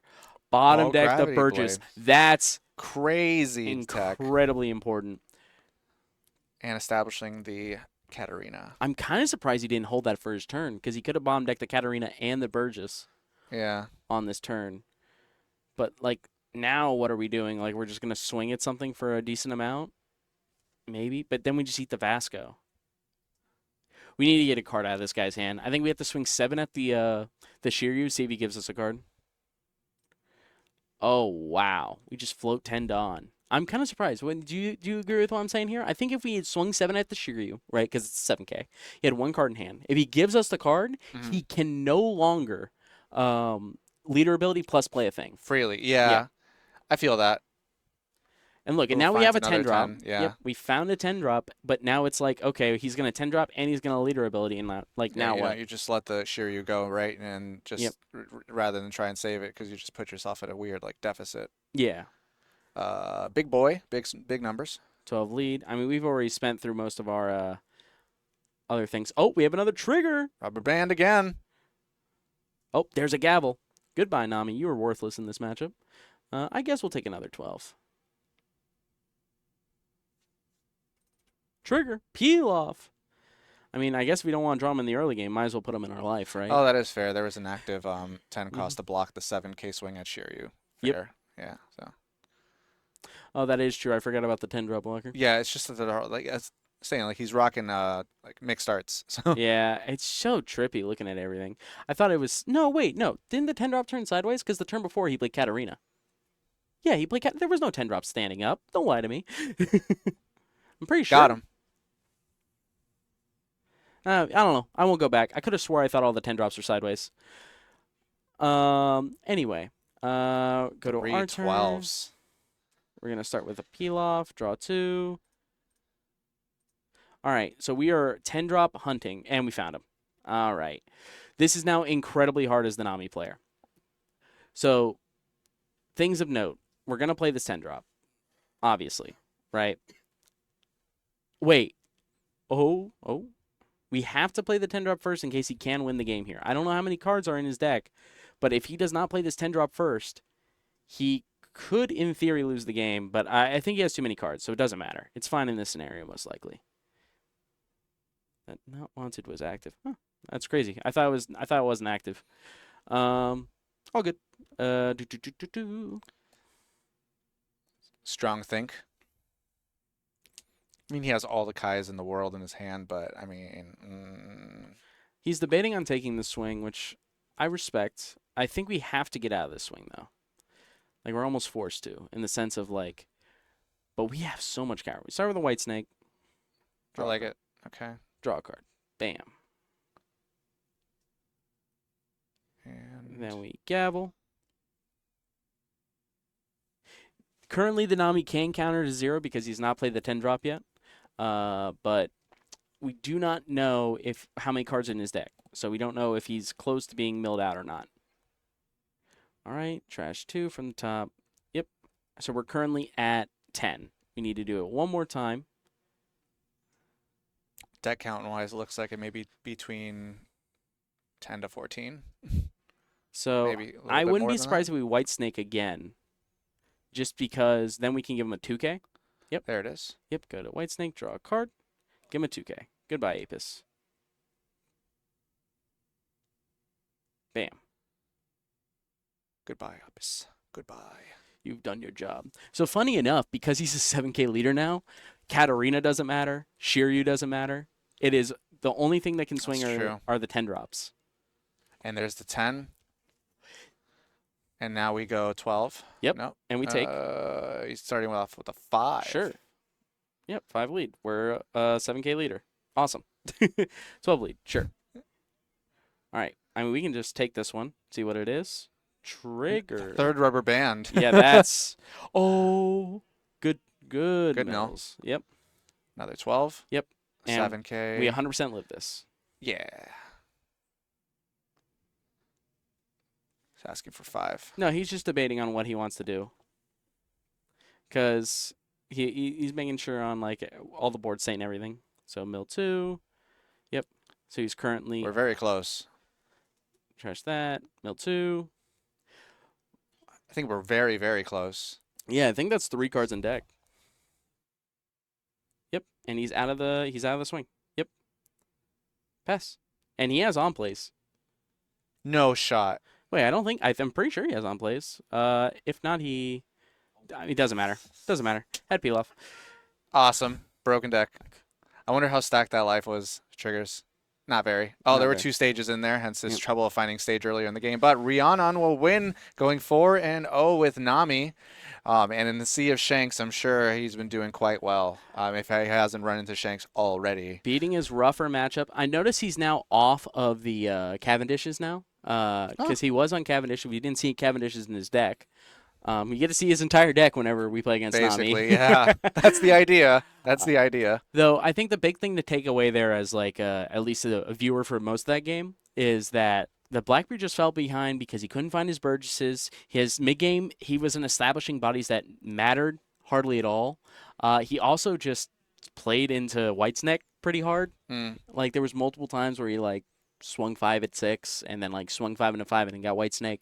Expert Samurai, welcome to the show. I think like that Vasco shot really didn't pay any kind of, And the number one problem at all. Yeah, Vasco nothing that game. Yeah. Vasco got played and was just -1 card. Like you're on 6. Here's a 4 and a 2, but I mean it's just you could more just value just keeping it in hand. 7, Yeah, 7. Anything. But the big thing as well is, at least what I wouldn't have done as a Blackbeard player there, is that in the mid game when the Nami was floating 6, 5, ton of Dawn, right? He was still swinging when he could have just developed another character, pass, because the Nami was doing nothing. She was just sitting. Shut off those on plays. It's Jacob for real. Welcome to the show. Shutting off those on plays to prevent those Kayas from coming down. Yeah, we could have just established a bigger board, and then again we have to save 1 or 2, specifically 1 10 drop for like the very end of the game when we're actually going for it. Because the worst part is, let's say Nami didn't win right then, like on their turn, there was no more 10 drops to be played.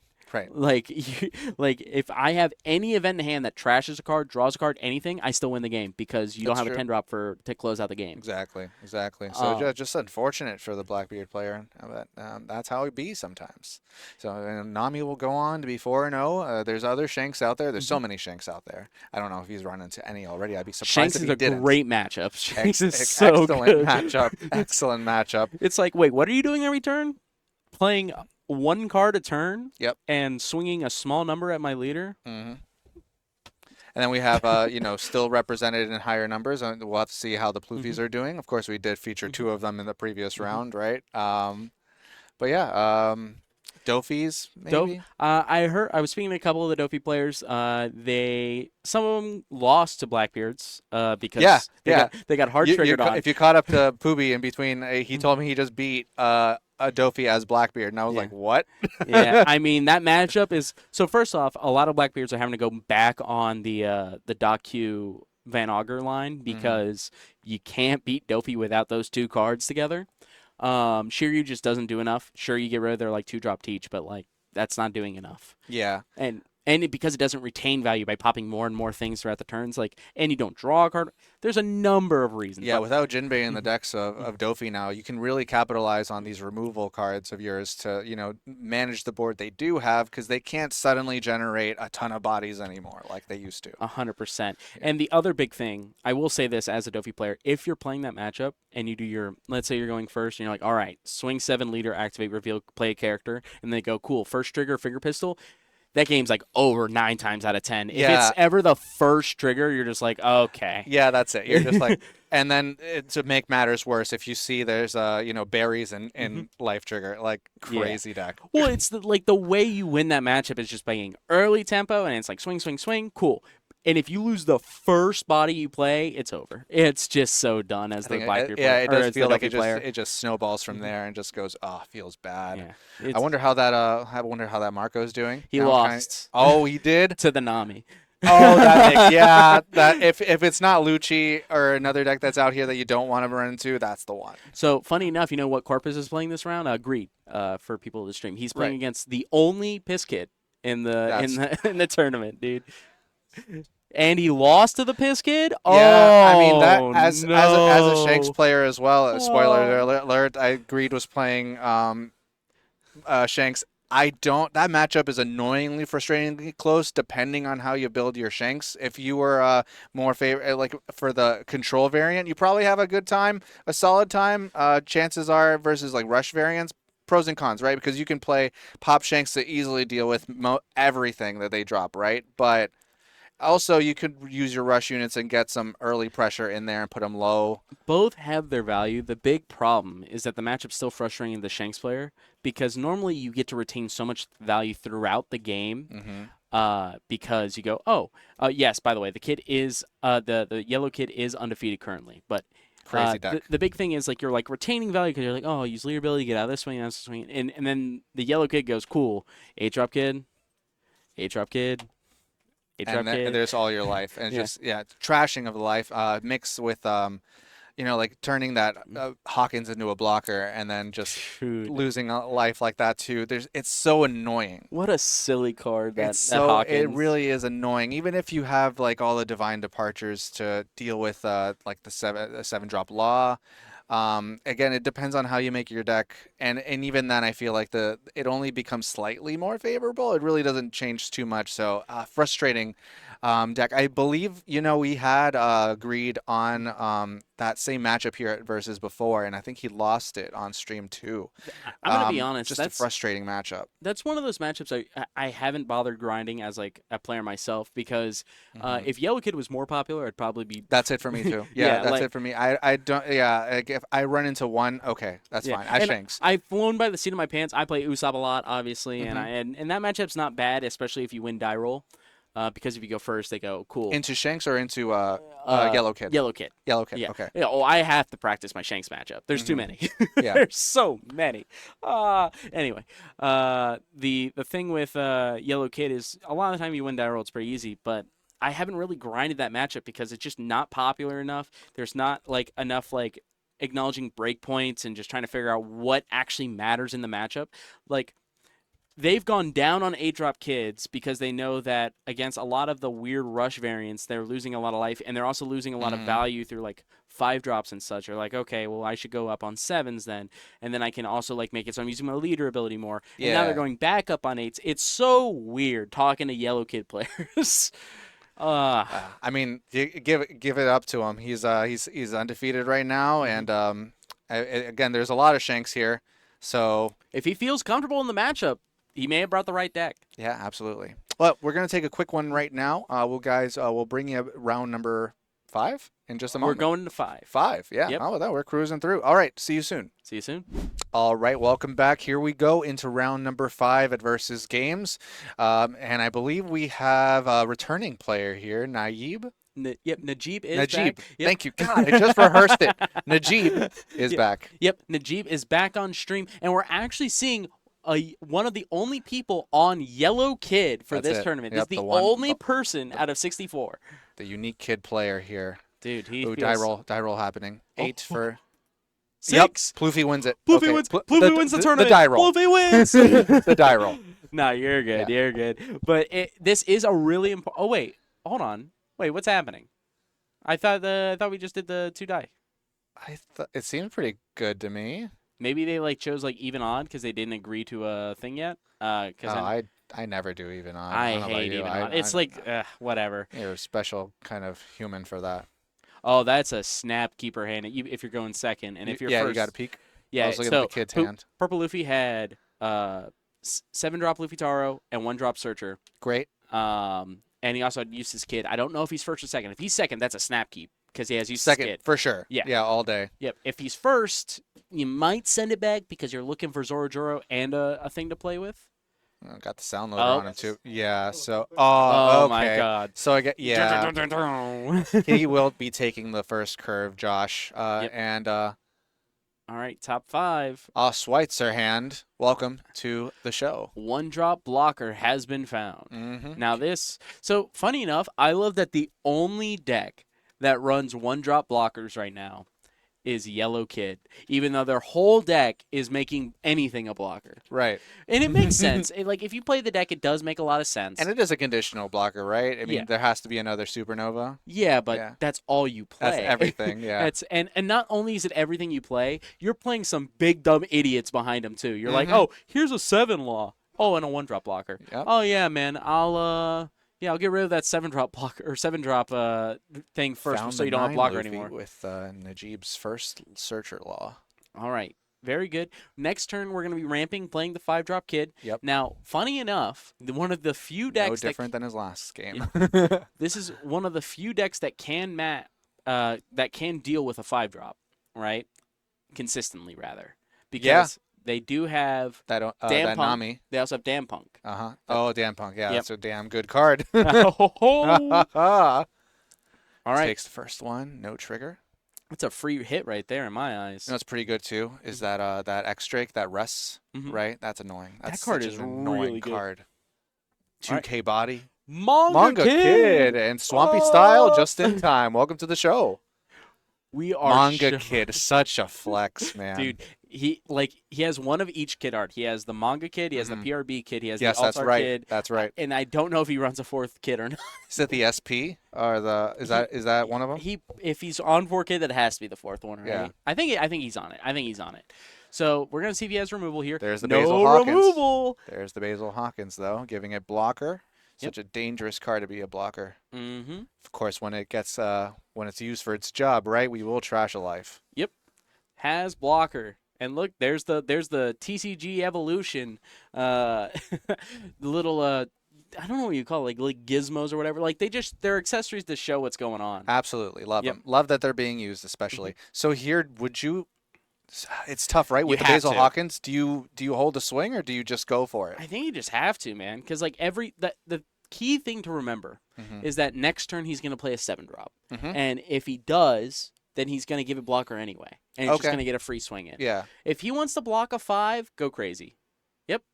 Takes the hit. Like he's not even gonna take it, because that's the thing. Like you give it blocker, and it's a threat of doing it. Here's the 7. Yep, and slam it. Here we saw in our Najib, no stranger to going second with the Pluffy and knowing what to do and having that kid again, right? Albeit a different one, a manga one, and we're going with the 7 now. Yep, I respect this. He's basically saying, look, you didn't want to block the last one. If you're gonna block, now's your time, and he just takes it. He likes to take it, passing it back over. So no utility of the trashing of the life. Josh is opting here for the pressure of having characters right now. I don't know if I would probably do this. I think I'd probably get my block on that 7K. Get your block off? Yeah, I got to get my block off. But and we're going to heal with the law. Yep. Didn't see what they revealed. I looked away for a second. I got too excited. The idea of just getting my block off. Yeah. Block. Oh, no, he swung at the kid. All right. 5 lead. Yeah, reveal. Make the 7/9 a blocker. Interesting. Yeah. Yeah, he really wants to keep this Basil Hawkins. Using it now on the offensive. He's not even giving it blocker and like making it a real threatening. He'd just rather have a big blocker right now. It's not something I see kids usually do versus me. Here's a quick 5 here. Giving up the vanilla. 6 draw. Another Sangoro in the hand. Does he have another Luffy Taro? There's no way, right? Oh, there's a way. Oh, when there's a will. Oh, and oh my God, have you looked at Josh's hand? It's been a little bit for me. I just took a little peek. Oh no, He has like 5 2Ks. 2K galore on Josh's side, but nothing else though. He is. I mean, he has some other 2Ks? cards. I took a glance. Well, big units, right? I haven't had a chance to look. Like if you take a quick look, you'll see he has like 2 Satoris. He has I can squint. Oh, Frankie, that's another one I saw. I think he has a 6-drop Cavendish. That might be his biggest thing that he can play this turn. Moonlight Hunter, welcome to the show. Thanks for the follow. Oh, there's a 10-drop ace. So we have that in 2 turns. Yep. Okay. And we also see that on top of his life, he has an 8-drop Kid. So we've got at least 2 top ends. Yep. He wants to take this hit. He wants to be able to play this card. Take 6 lead. Ooh, a little 6er. We got 2Ks for that. I think he's just eyeing up the Satori. Oh, we're gonna take a little peek. Oh. Give up the Satori. 2K. There we go. 8 lead. Free block. Ooh. Bam. Lago sideways. 9-drop. 9 Luffy. Yep. Draw a card. Gain a Dawn. Swing 10. Lead. Solid. You really want to act like you're not just taking this hit right now, Josh? Honestly. Is that the world we're in right now? There's no way this is going 10 at the law. Like, I just don't believe that. He would have already pitched. Yeah, it's a quick 2K. Yep. I think Josh is just debating if he really wants to pitch here. It is 10 at 5, so I'd be surprised if you gave him 3 2Ks, to be frank. But he actually has another law for next turn. Yeah, there's another. Oh, his next turn is going to be disgusting, actually. He might also be debating the block here. Because his next turn... Oh, yeah, he is going... Yeah. He could also... So next turn... Walho, welcome to the show. He's going to go 7-drop Law into blocker, the 1-drop blocker. Okay. And he'll have 3 blockers going into this next turn. Oh, my goodness. Pretty formidable against the forces of Luffy here. Mm-hmm. All right, let's see. Meeting offensive pressure with defensive. Exactly. Pretty good. Now, the one thing I would like to... he's just going in for it. Yep, going for the Law. This is 7 Dawn for a 7 Law. And a very powerful effect of that Law is to gain that rested Dawn. Very powerful in addition to everything else that's going on. Puts the kid right back where it belongs. Mm-hmm. All right. Now, the question is, are we going to play the... Oh. Don't watch, I'm bad. Thank you for the subscription. I hope you're enjoying the content. Thank you so much for that. So we now have opted for playing the 7 Law. It looks like he's debating if he wants to play the 1-drop blocker or not, or what numbers he wants to swing at things. Where's this 6 going? I mean, it's got to be coming at a... Oh, he's going to Sangoro. Yep. 1K. Yeah, because if we are able to peck off any one of these bodies, I mean, they're all smaller than the 9 laws that we have, right? So pretty good. 6 and a 6 now, asking for another card. Of course, we have 1 up for we have Gum 3 Gum, 2Ks in hand. Ooh, 2K is asked. 9 at 9 at Sangoro and fine. All right, you got it. All right, dude, you got the Sanji. Relax. It's down. Chill I get out. it. Oh, there it is. The one drop. Scratch Minapoo. All right, reveal kid. Give what blocker? What are we giving it? Probably the 7-drop. Dude. Oh, are we finally? Dude, I knew it. Maybe the temptation is there, but I feel like we need to get value off this basil like soon. Like, because this basil's just never going to die if we don't give it blocker soon. Yeah. The most this basil's really done offensively is get a card out of Najib's hand. Yep. Is going to be the Law after all, gaining the blocker. Yep. So opting instead for just having a big blocker. That's so fine. We have 3 blockers going into this next turn. 2 tall ones. Mm-hmm. So the big thing here on this turn is if Najib is able to get him down to 0/1, it will force him to gain a life or go for game. Now, we know that Josh has a 10-drop ace, so he should be fine. But it is worth mentioning that, like, we're now in the scary part of the game. There's a 1. All right, swings 8. And an 8. Do we want to pitch on this? Counted about 3 2Ks when you saw it previously, and we've given up, like, at least 1. Yep, well, that was a 1K, so let's... I think, well, no, we gave 2 2Ks earlier. We gave a Satori and, I think we gave 2 Satoris, actually. Let's see. Frankie? Yeah, Frankie, that was the one. Yep. So his hand is, I think, 2 bricks and a Luffy and a Satori, if my hand read is correct. Yeah, so that 8 was met with the block from the 9 Law. Yep. Makes sense. Oh, 9 Lin Lin. So that actually might be a really good line here because we can put the... We probably just have to put the Shirahoshi in life because if we put the basil, it's really good. We're gamma blading. Ooh, it's about time. Nice. Usually use this. You can use this into some green decks, right? For another kid, use this. Use this kid. But alternatively, yeah, let's just make this Law 5K weaker. Yep. So we're gonna go 6 at 4. Boop. Pretty nice. Very, very much tempting the blockers from Josh here. Yep. The little ones. I mean, he's almost like kind of forced to give up all of his blockers here. I actually love this line from Najib, essentially saying like, look, I got to get rid of these blockers at some point, and you can either give them to me now or later. You know what's even better is the, 2 Dawn for the event, right? Get half of that back. Oh, yeah. Half we're of that back. 9-momming this turn for sure. Exactly, right? Exactly what you said earlier. We could get some pretty good value with the 9-mom. Exactly. Now, the thing is that we also have some somewhat varied lines that we could do because we do have a lot of Dawn, but I think he's almost sold himself into the 9-mom line. But Josh really debating on basically giving every counter in his hand to protect this Law. He's so thinking about it. He's so thinking about it. He almost picked it up. He almost picked it up. Well, I understand why it's so tough, right? Because if he lets it go, then that means that this next swing is coming face. And the reason why that matters is then he's going to play the 10-drop ace. Yep. Heal and rush. Yep. So he's going to take this, and he's like, all right, cool. And then what he doesn't realize it's going to happen, he's going to play the 9-mom and go, cool, go back up to 2. If you want to play the ace, awesome. Stop, ma. Mm-hmm. Pitching. Now, so here's the funny thing what you're supposed to do.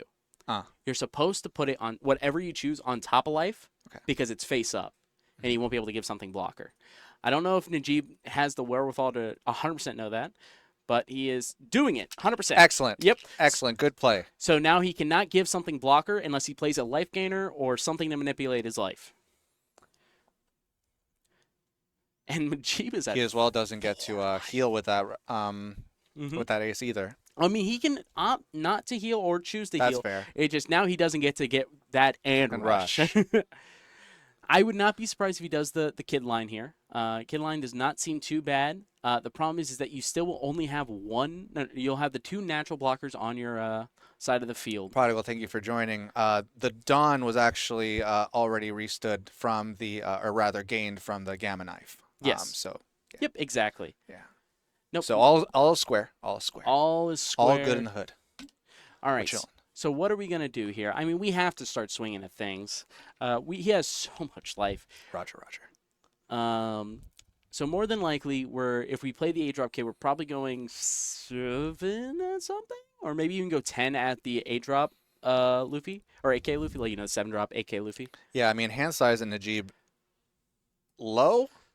Oh, very low. It's 2 cards. It's 2 cards. I was like, is that 3? But you know what those 2 cards are?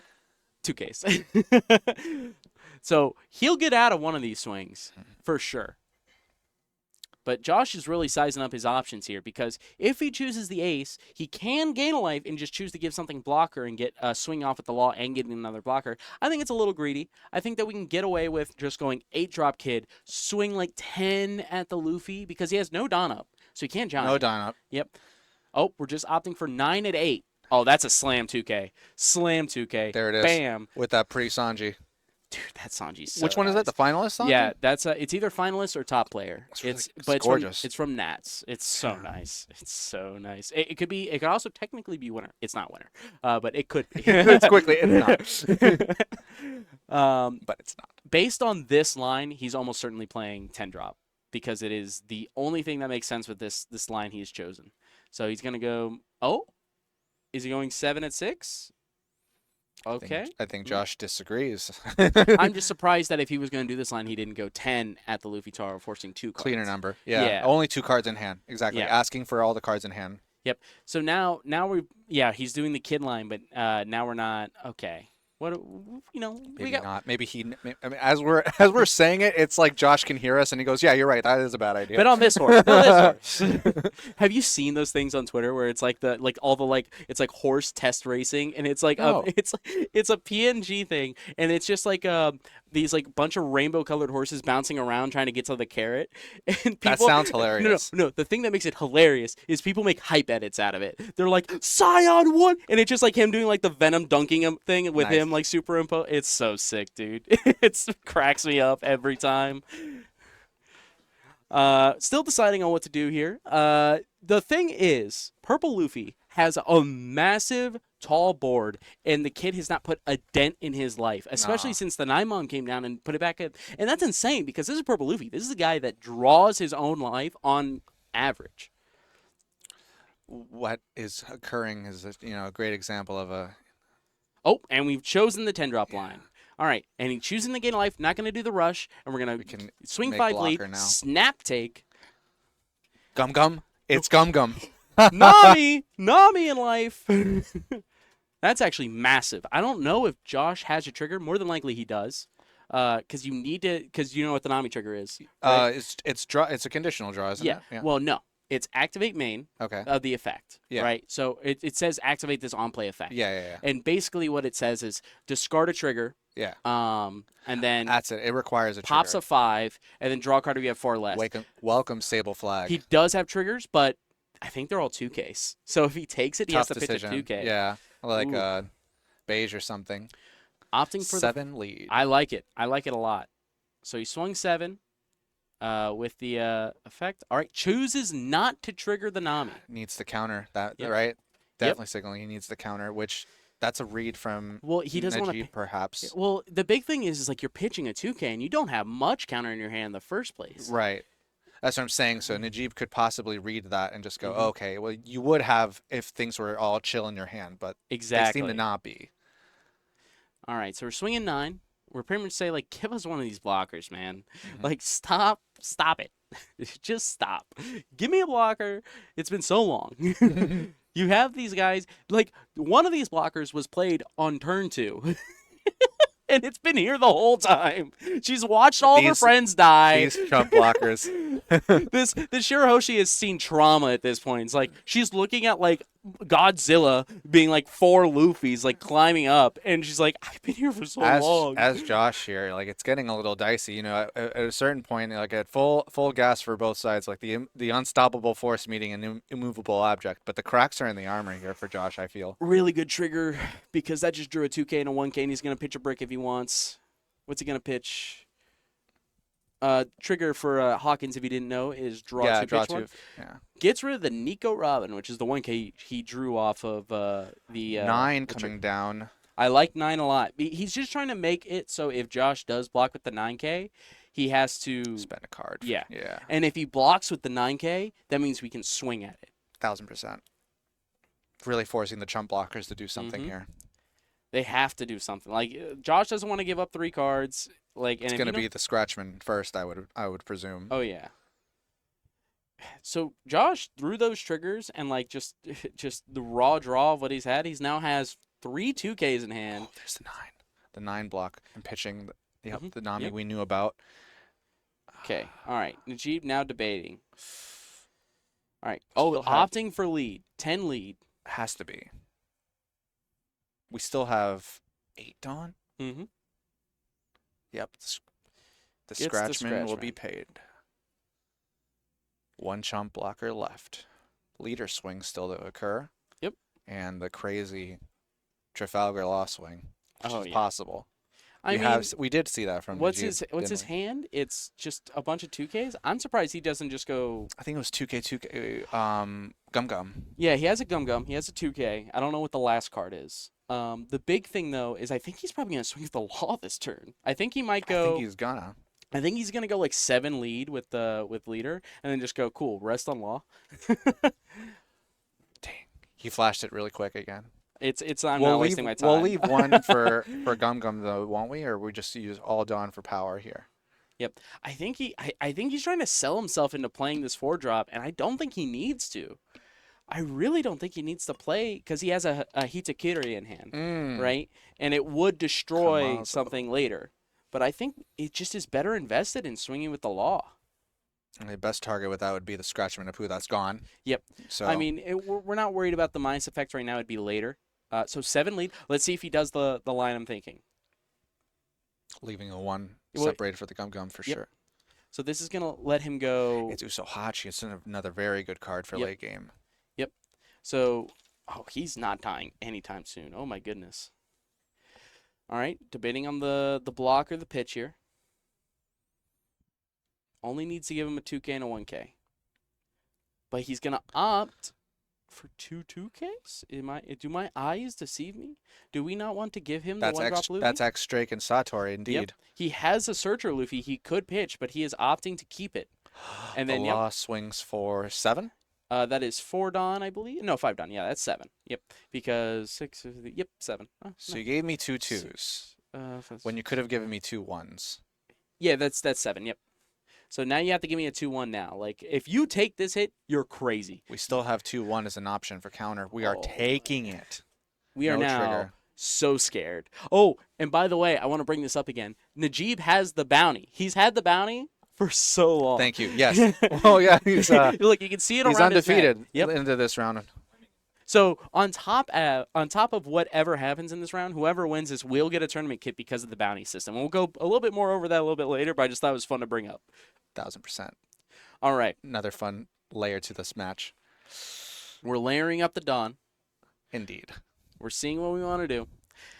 Now, based on this Dawn allocation, it looks like he's going to be playing a 7-drop Law, which I can't believe he found a 3rd one, just like through like finding it. Like, yep, he found a 3rd one. There it is. Yep. Put the 8-drop kid in life. Yep. There you go. Flippity doodah. Flippity day. In a second.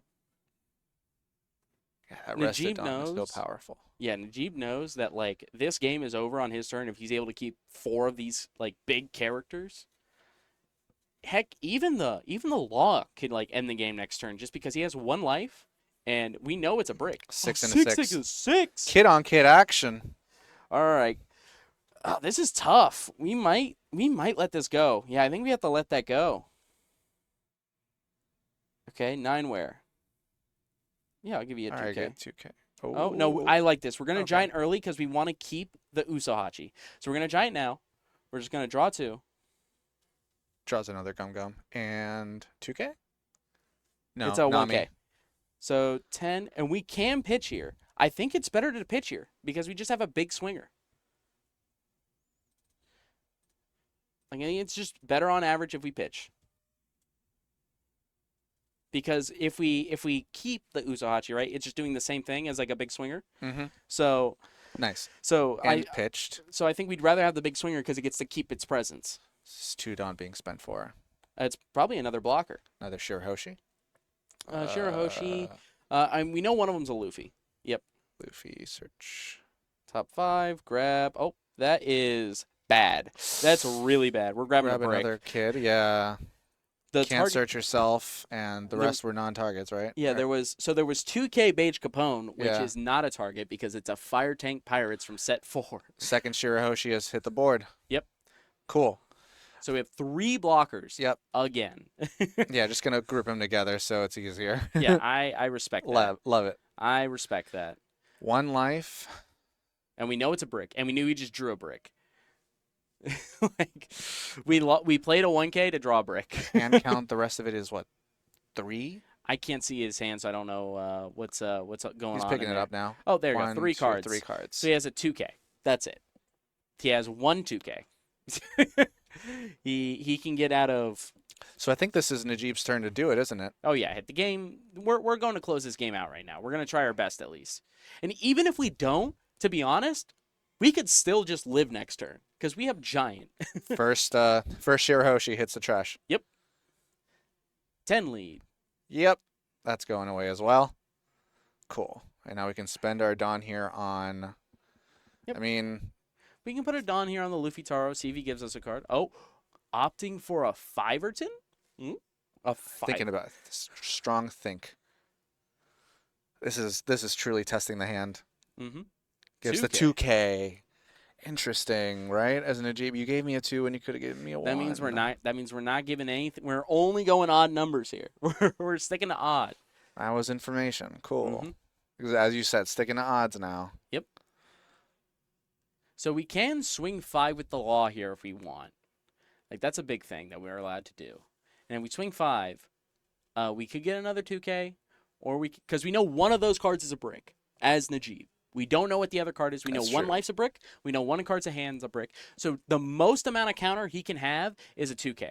So if anything, we could actually just go 7 with the Law, and then if he blocks or pitches on that, which obviously he can, it's either block or take. Then we can potentially go with the blocker Law. Oh, so we're swinging. Oh, he's going. Oh, we're going 12 at ace. Yep, 12 at ace. We're saying clear board.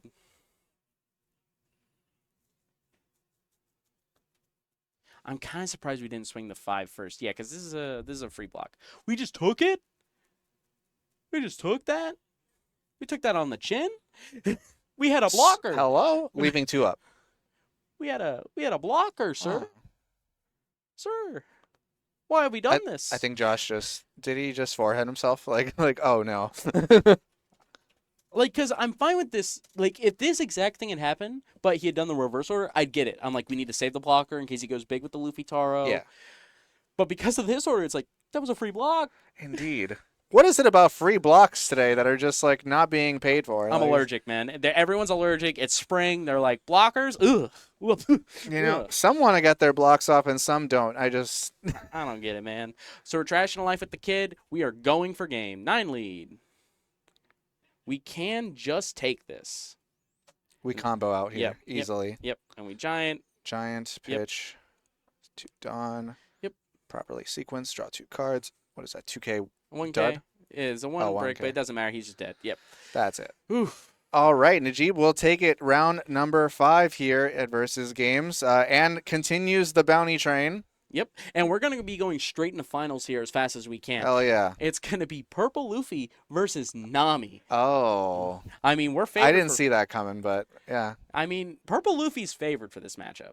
It is very much favored. You go wide, you hit the right numbers, you hit them all together. Yeah, seems pretty good. That being said, there are ways to lose this as Purple Luffy. If you do not have if you miss your tempo like on 4 and 7, that game is over.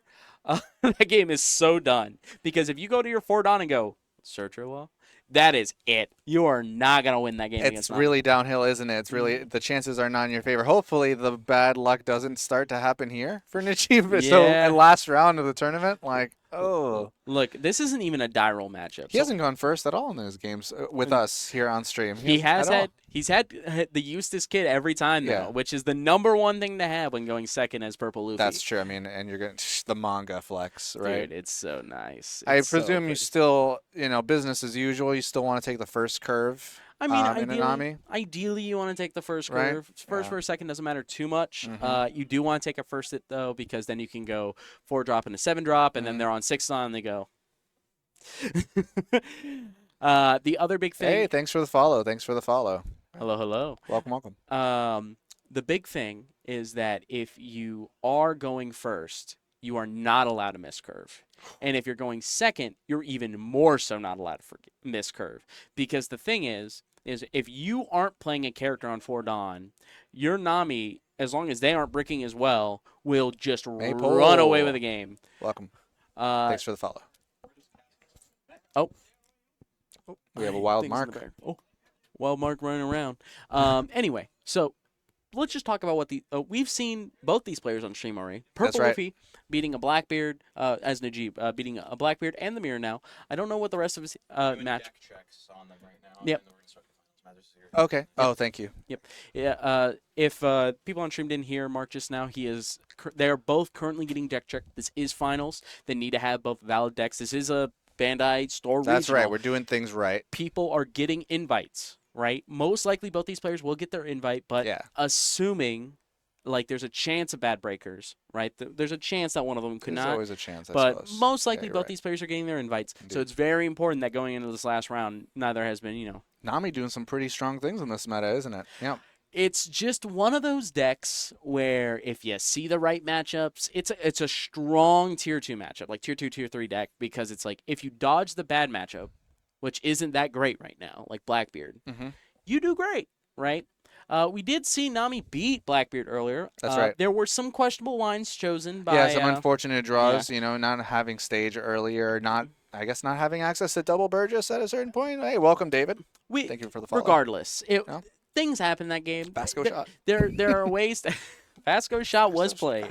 Vasco shot was on the field, wasn't he? He was. You can't take that away from him. Nope, he was there. He was there. He showed up. Just watching it all unfold. But regardless, you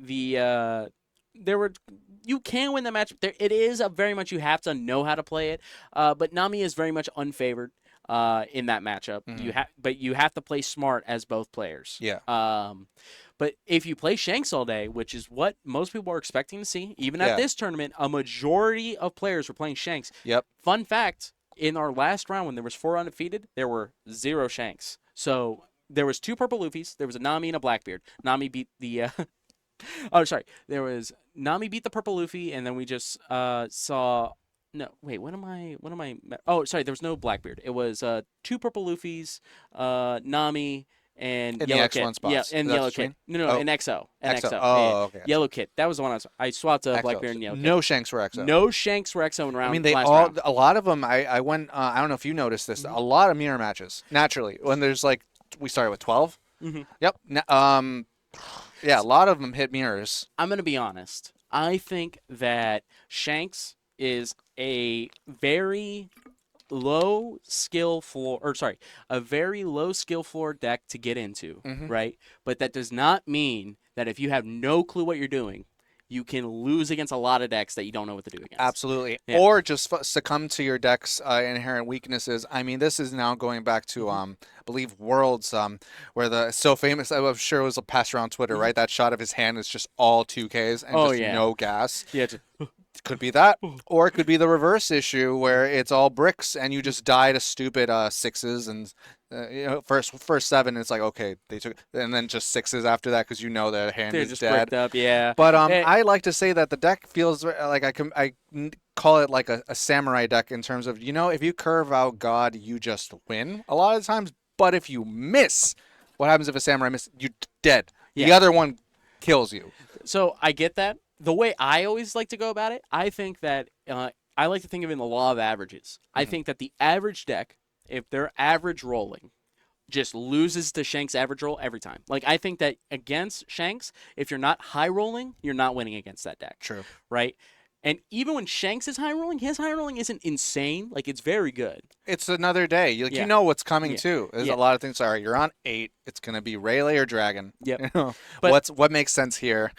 But the big thing for me is I think that like Shanks is a deck that is just so good at maintaining an average. As long as they're doing what they're normally supposed to do, that deck will beat almost any other deck's average, right? And it's the thing that holds the deck back in that same respect is like the deck's very low on searchers sometimes. Like sometimes they don't run Uda, sometimes they do. Crazy. But even more so, all the things they want to play specifically on 8 Dawn and somewhat on 7 Dawn because it's somewhere on Newgate, right? They can't even search them. They have to those raw are non-searchable targets. And then, you have to raw draw them, but then sometimes you don't want certain pieces and you're just like, I drew all my Rayleighs. Yep. In a dragon situation or, a matchup situation, I need a rusher here. Mm-hmm. And then even worse, so like it's just one of those decks that will sometimes just punish you for trying to play one piece. And there's nothing you can really do about that. But where I was going with this at the beginning, where I was saying it's a very low skill floor to get into, I've been watching a lot of Shanks players like pick this up and they're like, wow, this is so easy. And then they're like winning the Shanks mirrors because you don't need to do too much in that matchup. You just got to play 10 drops, you got to play your curve, and you want to play more big dumb idiots than your opponent. Right? Yep. But mind your life, hit your 10s. But playing against other matchups, there is important nuance. There's the thing I like to call breakpoints, where it's like if you miss this beat, or if you don't answer this here, or you don't do this, right? That's when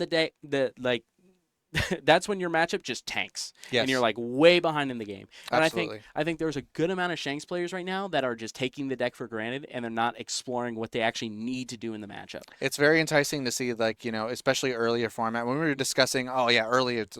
All green Bonnie, all red Shanks, all black Blackbeard, and just like those are the big, just in high number representation. It's so tempting to just go, deck's doing fine. Red will always be a popular color. Shanks obviously a popular character. It's very easy to see why people would just jump right on board. Like as you said, it's a very easy deck to just pick up and use, but to pick up and win is a whole nother thing. Yeah, knowing matchups better than your opponent, like that's where the the tricks are. Even today, I've been seeing some people just slip up on minor things, right? Like a best example I can give is I know that you mentioned earlier that oh no, you drew too many Rayleighs. It's I can never draw too many Rayleighs. I want to play that card more than my 10 drop Shanks usually. Sometimes yes, especially because you get into these decks. Very good card against Dofi to control that board. Jinbei is not a thing anymore, so Rayleigh pays off pretty well in that matchup. But the big part of Rayleigh is knowing what to target, what to hit. Like one of the biggest things that used to happen in the last meta, for example, with the Dofi matchup again, is a lot of the time that when you play the Rayleigh, you want to -2 things, but pop the Teach. Yes, absolutely. You want it's standing. It thinks it's safe. But I mean, as the Dofi player, you got to know that's going to happen. It's not even about the standing part. It's about the fact that it doesn't matter if you clear these 2 to 3 sideways bodies. Right. If they still have this Teach at the end of the day, continuous value the entire game. There's Absolutely an opportunity for them to just dump the board. So it's really important that you actually know that breakpoint as a Shanks player. Absolutely. And there's just things like that. But enough about a deck that's not in finals. I was just thinking about that, and it's not represented here, right? And that's not in front of our screens. So we have returning, of course, in his usual chair. At this point, we can kind of say it like that. It's warm at this point. It's got to be. He's and cozy. Rhiannon is also back, and So Luffy just versus Nami. Yep. Yo, let chat know we're running a 1-minute ad. So real quick, we're going to be running a 1-minute quick Twitch ad. 60 seconds. Mainly because of the fact that Twitch has automatic ads if we don't run them, and we don't want the ads to pop up during the game. So we're going to pop it up now. Grab a quick snack. Grab a quick drink. We're still going to record the game. So worst case scenario, if we're a little bit early into the match, it'll still be here in the VOD, but we will have to run ads just so that we don't get by during the game. That's right. That's right. That's right. But back to what we were saying. Najee being on Purple Luffy and Rhiannon on Nami. Now, funny enough, Rhiannon's been really in the lab for Nami on this. Like last... You really gotta be if you're picking Nami, right? For sure. You know? Last store regional, which was at Maitland, at least the one I saw him at, he was on Nami, and he was still on the 4-drop Cavendish, the one that when it That's right, you did say that. Which one? Yes. We've looked through his deck from one of his previous games because he was just playing the game because he's Nami. Again, we want to see all the cards in deck, right? So chances are, we'll know. So unless I just happen to miss it, he did not have a single Cavendish in his deck this time. No Cavendish to be seen today. It looks like he's back up on Hangers because Hanger is really, really good in the Blackbeard matchup. It's almost one of the only ways you can win it because they have to swing at it usually. Yeah. They can't easily remove it. They have to play like Shiryu or something. They can't just like rely on a Daku that's already out or something. Right. And getting the first curve for his first time today on stream. No, that's a bad hand though. What is it? That's my. That's 3. No 1-drop. All the okay, that's kind of something, but hopefully life is good to us. We're actually gonna have to ramp play a Franosuke because we have to swing at these blockers. But we're gonna top deck a Zordro, right? Nope, that's another Usohachi. Oh, yeah, we have to play this. We have to play this Franosuke. Oh, we're not. We're just gonna play the Usohachi. I think he says nah. I think we're playing the Usohachi then. All right, Usohachi pass. Very good. All right, I mean, it's a 3-3. The thing is, the most important thing is that this is going to swing at a character Nami because these have to go. These cannot 1000%. stay. 1000%. If these, and the Nami's hand actually only has mostly Sablases. Let's see if he can find some better events for him. Let's see. We're going to find there's an Impel and a Gavel and a White Snake. Probably going to opt for the White Snake here if I'm him. But White Snake's a pretty safe take for sure. But, that's a peel-off, not a Gavel. Good. That's a peel-off underneath the Sabla. Oh, no, that's in his hand. Never mind. I was still right. It was Gavel. I'm not crazy. You're fine. Yep, going to choose the White Snake. It's good take. It's just consistent draw, and it's nice not to have to use your Gavels like in the early game. I mean, sometimes as well, right? I mean, especially in this matchup, it's possible, 6K leader could be, very, very efficient. All right, so let's see. We have our options are Deathwink, Love, and the Bounce event. I forget what it's even called, if I'm being honest with you. Honestly. It's like we also noted that there was Gravity Blade in Rhiannon's Yes, there is a Gravity Blade in there. It did trigger last game. Yeah, it did. Hit a Burgess, which is about all you can ask for. Takes the Bounce event. It's like dance, right? That event, yeah. It's like Snake Dance. It's Snake Dance. Snake Dance. Yeah. That's good enough. That's good. Those are words. Yep. Opts to play the Kaya, so he can cycle, so he can bounce it back with the event. I think that's a good call. Oh, you know what's gonna be messed up? He's gonna have to put Dawn on the Usohachi to hit the Nami because if he does the Snake Dance event, it'll plus 4K out of the Nami. Oh, that's silly. Yeah, that's fun. Yeah, I think he might have to. 2 more Namis. All of the Namis are on board. Everybody. Oh no! Goodness gracious! So many Namis. Sanji would be dying. Oh wait, no. Did he leave Adana? Wait, how did he have? Oh my goodness. Wait, so he, jeez, he would. Oh yeah, that makes sense, Don-wise. So, I'm surprised he still did this line because now you'd have to gavel to save it. He was never gonna gavel that. Yep, 5 at it. 5 at this one. Yep, it's dead. All right, one done. Search a law. Oh, did we find? Yeah, we did. Yeah, either from life or top decked it. Those choices are not great. I mean, Sanji's pretty good actually. Sanji's very good because he can clear out the blocker, the Marguerite. Yeah. So that's nice. Did he have? Oh no! Oh, he's playing another. He's playing another Usohachi. Dude. Oh. I mean, Najib looking for any out, right? I mean, this is. I mean, What can you when you have a pile of turd like that? Yeah. I mean. Dude, sometimes you just got to throw it. And this is like a turbo high roll right now if you're not aware watching, because we are watching the Nami player play 4 Searcher Namis, which is it's a first for me. It's certainly live. Yeah. Wait, did we float it on for Giant to protect the Usohachi? I think he's actually so smart for doing that. I think he's actually really smart, and I hate that I'm saying this. I'm saying, dude, he's looking for every out. This is a very impressive play, of course. Because the thing is our next turn, we're just going to play the Luffy Taro into a 5-drop anyway. Mm-hmm. So I think it's fine, actually, to Giant. I think it's actually turbo fine. I don't hate this at all. I thought I would. This Usohachi is going to pay, all right? It's going to do some things for us. It's paying Sanji's so much rent. All right, let's see. This hand is sculpted. Man, it's been a minute since I've seen a Luffy field with he 2 offensive Usohachi. He didn't even swing at the Usohachi. I wonder if he didn't want to even let him like cycle with the respecting the potential gum, which is very valid as we pointed out. Dude, imagine if like here we go. Here comes the snake dance. I can see it coming. Oh, no snake dance. Just the first one. All right, 201. He's like, all right, I should have done this first. All right. Oh. He's tempted. He's like, do I save this? I could save it. Could, but I think I'm good at losing it. All right, so we're going to 7-drop, 4-drop here. So we have 3 down to play with. We could go 5-5, but we know he has a snake dance. So I think it's just better to go. Yeah, I like the 8 here. Be like, but I don't know. This is a rough line. I think there's a world where we just let him snake dance. Like we just play the cards and pass, because we knew he had snake dance and he wants to bounce that Kaya. Usohachi into Zoro. All right.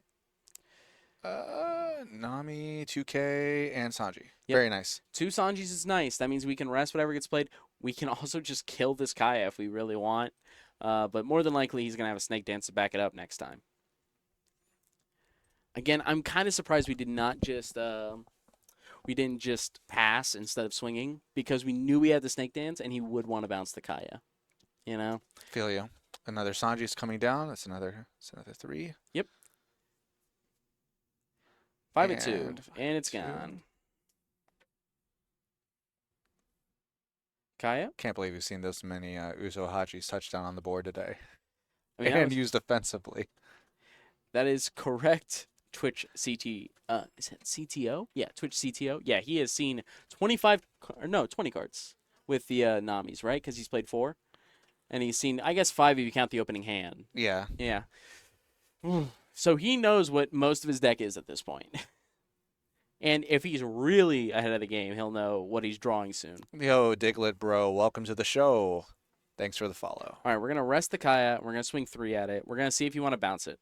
Does not want to bounce it. No bounce today. All right, so now we start swinging. 6 lead. I like the 6 True lead fade. first. Thanks for the follow. We're going to rubber band.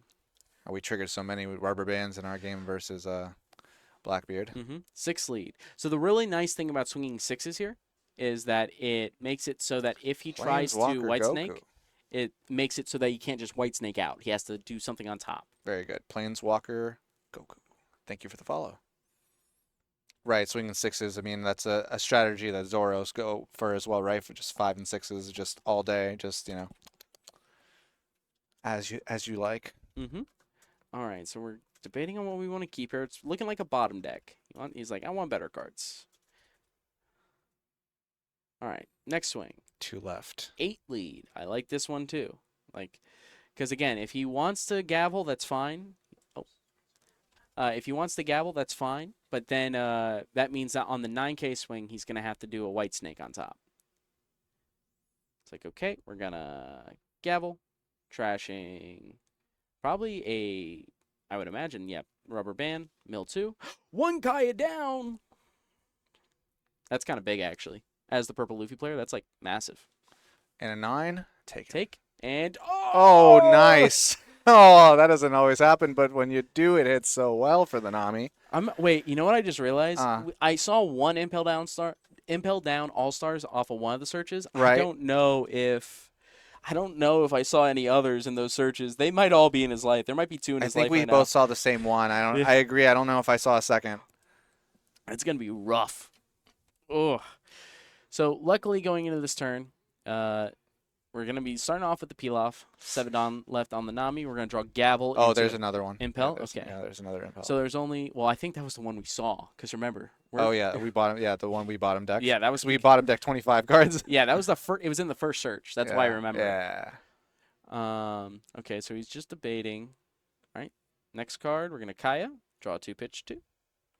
All right. Goodbye, Impel down.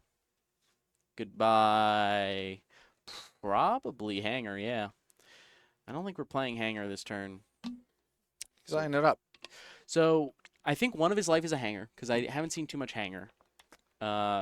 If the Nami player might know what his life is at this point because we know we're back at where his searches are. Indeed. And if he's really with it, if he's got the autismo sickness, Man, he can if remember you're all the playing numbers. Nami, you've got some quirks going in your favor. I'm sure you're right. I'm sure he's probably got a good idea, a good read of what's left. If you got the whole numbers, baby, like you can remember every card in your deck, you know what your life is right now. Ooh, that rested Kaya. I mean, I like resting the Kaya first. What's nice about doing this is that it makes it so if you were going to snake dance it, you have to do it on the swing on it with a 3K, which feels horrible.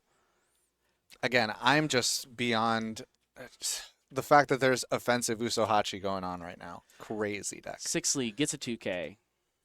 7 lead. Show me an event. So this is going to be the time where we start white snaking. Because when you swing an odd number, now it's like, okay, cool. We're gonna white snake and we're gonna get out of this one. Mm-hmm. All right, so let's see. Oh, he opts for the snake dance. Just getting out of it. Okay. All right. So if that's the case, we're just gonna go another 7 then. And this is actually funny. This is really tempting the white snake to happen, but it's I can see why he's doing this though, because if you look at his hand, he has no rubber bands, he has no sables. He's like, well, if I'm gonna just get out of the swing, I should probably just use either my gavels or my loves. And frankly, he may want to use a gavel now so that on this love, takes it. Impel down. That's Ready? a trigger. Ready? But it's a gravity blade. I bet it's a Yeah. gravity blade. I can bet money right now. We saw one, so that and then he plays 2. The only hesitation for this is that it's a gravity blade and he's waiting on his target. I would be so confident saying this. Oh, it was a white snake. White snake. It was going to look at, that triggers look at top 5. He doesn't want to do that. It makes sense. Have we seen a gravity blade in his searches either? I haven't seen it. We've seen one this game. I think he's only on a couple if he is. Yeah. All right, white snake. Draw a card. He's a 6K. Draws Deathwink.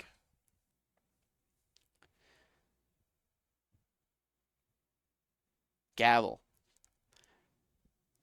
Yep, getting rid of the Deathwink. There's another. And we lose one of the tech cards, which is good because we don't want to see that card. And now we're just able to freely gavel out of this because it is a 9 into 6. And he just opts to take. There it is. I had it in my head. I was like, it's gonna be. It's gotta be. Oh no! This is the part where like you wish like purple had Hody Jones. Yeah. Oh man, that would be nuts. Oh. Indeed, that was some solid timing on that trigger for sure, and that's 2 in life. This game. What a good strong finals match from Nami. Oh my goodness. Luck-wise thus far. Yeah, honestly, this game was looking pretty rougher than Jeep the moment that his opening target was Usohachi. And frankly, the Usohachi has swung every turn, so it's not been that Dude, bad. that thing's paid for itself. Oh, yeah. All right, it's paid for itself. It's fine. But was... it's crazy that there were 2 dropped. Yes. to compensate for such a stinker hand that first one was. 2, 3, 4, 5, 6, 7, 8. 8 cards in deck. 4, 5. Oh, that's doable. Oh, that's 9. It's 9. It's 9 cards in deck. It's doable. We've played out a lot of Sanji Pilaf. He's playing the Kaya. We have a Kaya. Yep, going to 7. And there are gavels here. We know there's a gavel in here. 4 hops. All right, welcome to the show. Goes to Impel. Thanks for the follow. But we know for a fact that there is a gavel in here, in this bottom, because he Sablezed it to the bottom. So in the bottom 3 cards, there's at least 1 gavel. I think there's another one in this next 5. So I would not be surprised if he hangers here just in preparation for getting closer to that gavel, because right now he can like hanger into white snake, and that'll get him really close to the gavel. Because 2 gavels wins him the game instantly. He's thinking about it. 2 for the hanger. 2 for the show. All right. We're going to hanger. Activate main. We're going to trash a love. Draw a... That's another hanger. That is not the dream. And we're going to pass. All right. 6 in deck? Yes. If my math was correct, and rather, if my counting is correct. So what I would do here first as the purple Luffy player is I would either swing... It's either 9 or 10, right? Because the thing is, as the Nami, now you're forcing him to go White Snake into a +4 or +2 or 4K event. So he's going to do that. He's going to go White Snake. Boop. Draw a card. He's now a 6K leader for the turn. 5 cards Draws left. an Apis. White Snake again. He's looking for this gavel. That is 0 cost. That's the 0 cost event. Oh, mills it. Mills the and gavel. there's the gavel. Oh, yep, and that's going to end. That's the game. And there we go. And, you know, with the help of those triggers, I was like, is there a third one in there? No. Rhiannon will take it here going, was he undefeated this whole time? Yeah. Yeah, 6-0 with Nami. You guys saw it here first here at the Versus Store Regional. And yes, it is 3:47. We're going to be one thing, folks. It's going to be efficient. That's right. Our tournaments are nearly wrapped up here. And the Nami player, Rhiannon, walking away with a treasure. No, it's the regional Zoro. The regional Zoro. Yep. Yeah, it's pretty as all hell. Excellent. And Najib, despite finally getting first curve on stream, dang. I mean, that hand. It was the exact same curse that happened to his opponent in the mirror, where he went, oh, I guess I don't have a turn 2 play. Honestly, arguably worse, right? But we did get some payoff with those Uso Hachis while they lasted on the board. I mean, crazy. Yeah. I'm just kind of surprised. Crazy circumstances, but more to the point that Najib, very, very strong player on Luffy, very powerful Nami player here in Rhiannon. Obviously, these two have played with these decks many, many times, showing off just how strong they are here at Versus. So at the end of the day, we had a huge spread of players, a lot of Shanks, a lot of Blackbeards, a lot of purple Luffys, and at the end of the day, one Nami takes it all. And as you pointed out earlier, the Shankses did not go into the last round here undefeated. Not a single one of them. Not this one or last round. Yeah. We're trying to influence. Stop with all the Shanks. Please. Please. Can't you see? The kids don't want it. But it's been a blast commentating with you, Daytona. I'm glad we could get this done today. Absolutely. Thanks, it's been a lot of fun. Thanks to Versus Games for having us and letting us be a part of this broadcast. Thanks, Mark. It's been a lot of fun seeing all these matches. Mark's going to be leading you guys out of the stream. That's right. But again, it's been fun. So we'll see you guys Tuesday for locals. Have a good one. See you soon. And that's going to be another wrap for this one, y'all. As always, thank you so much for watching. You can check out our latest video upload right here. Make sure you're subbed to the channel. And as always, keep on gaming, gamers. Versus Games.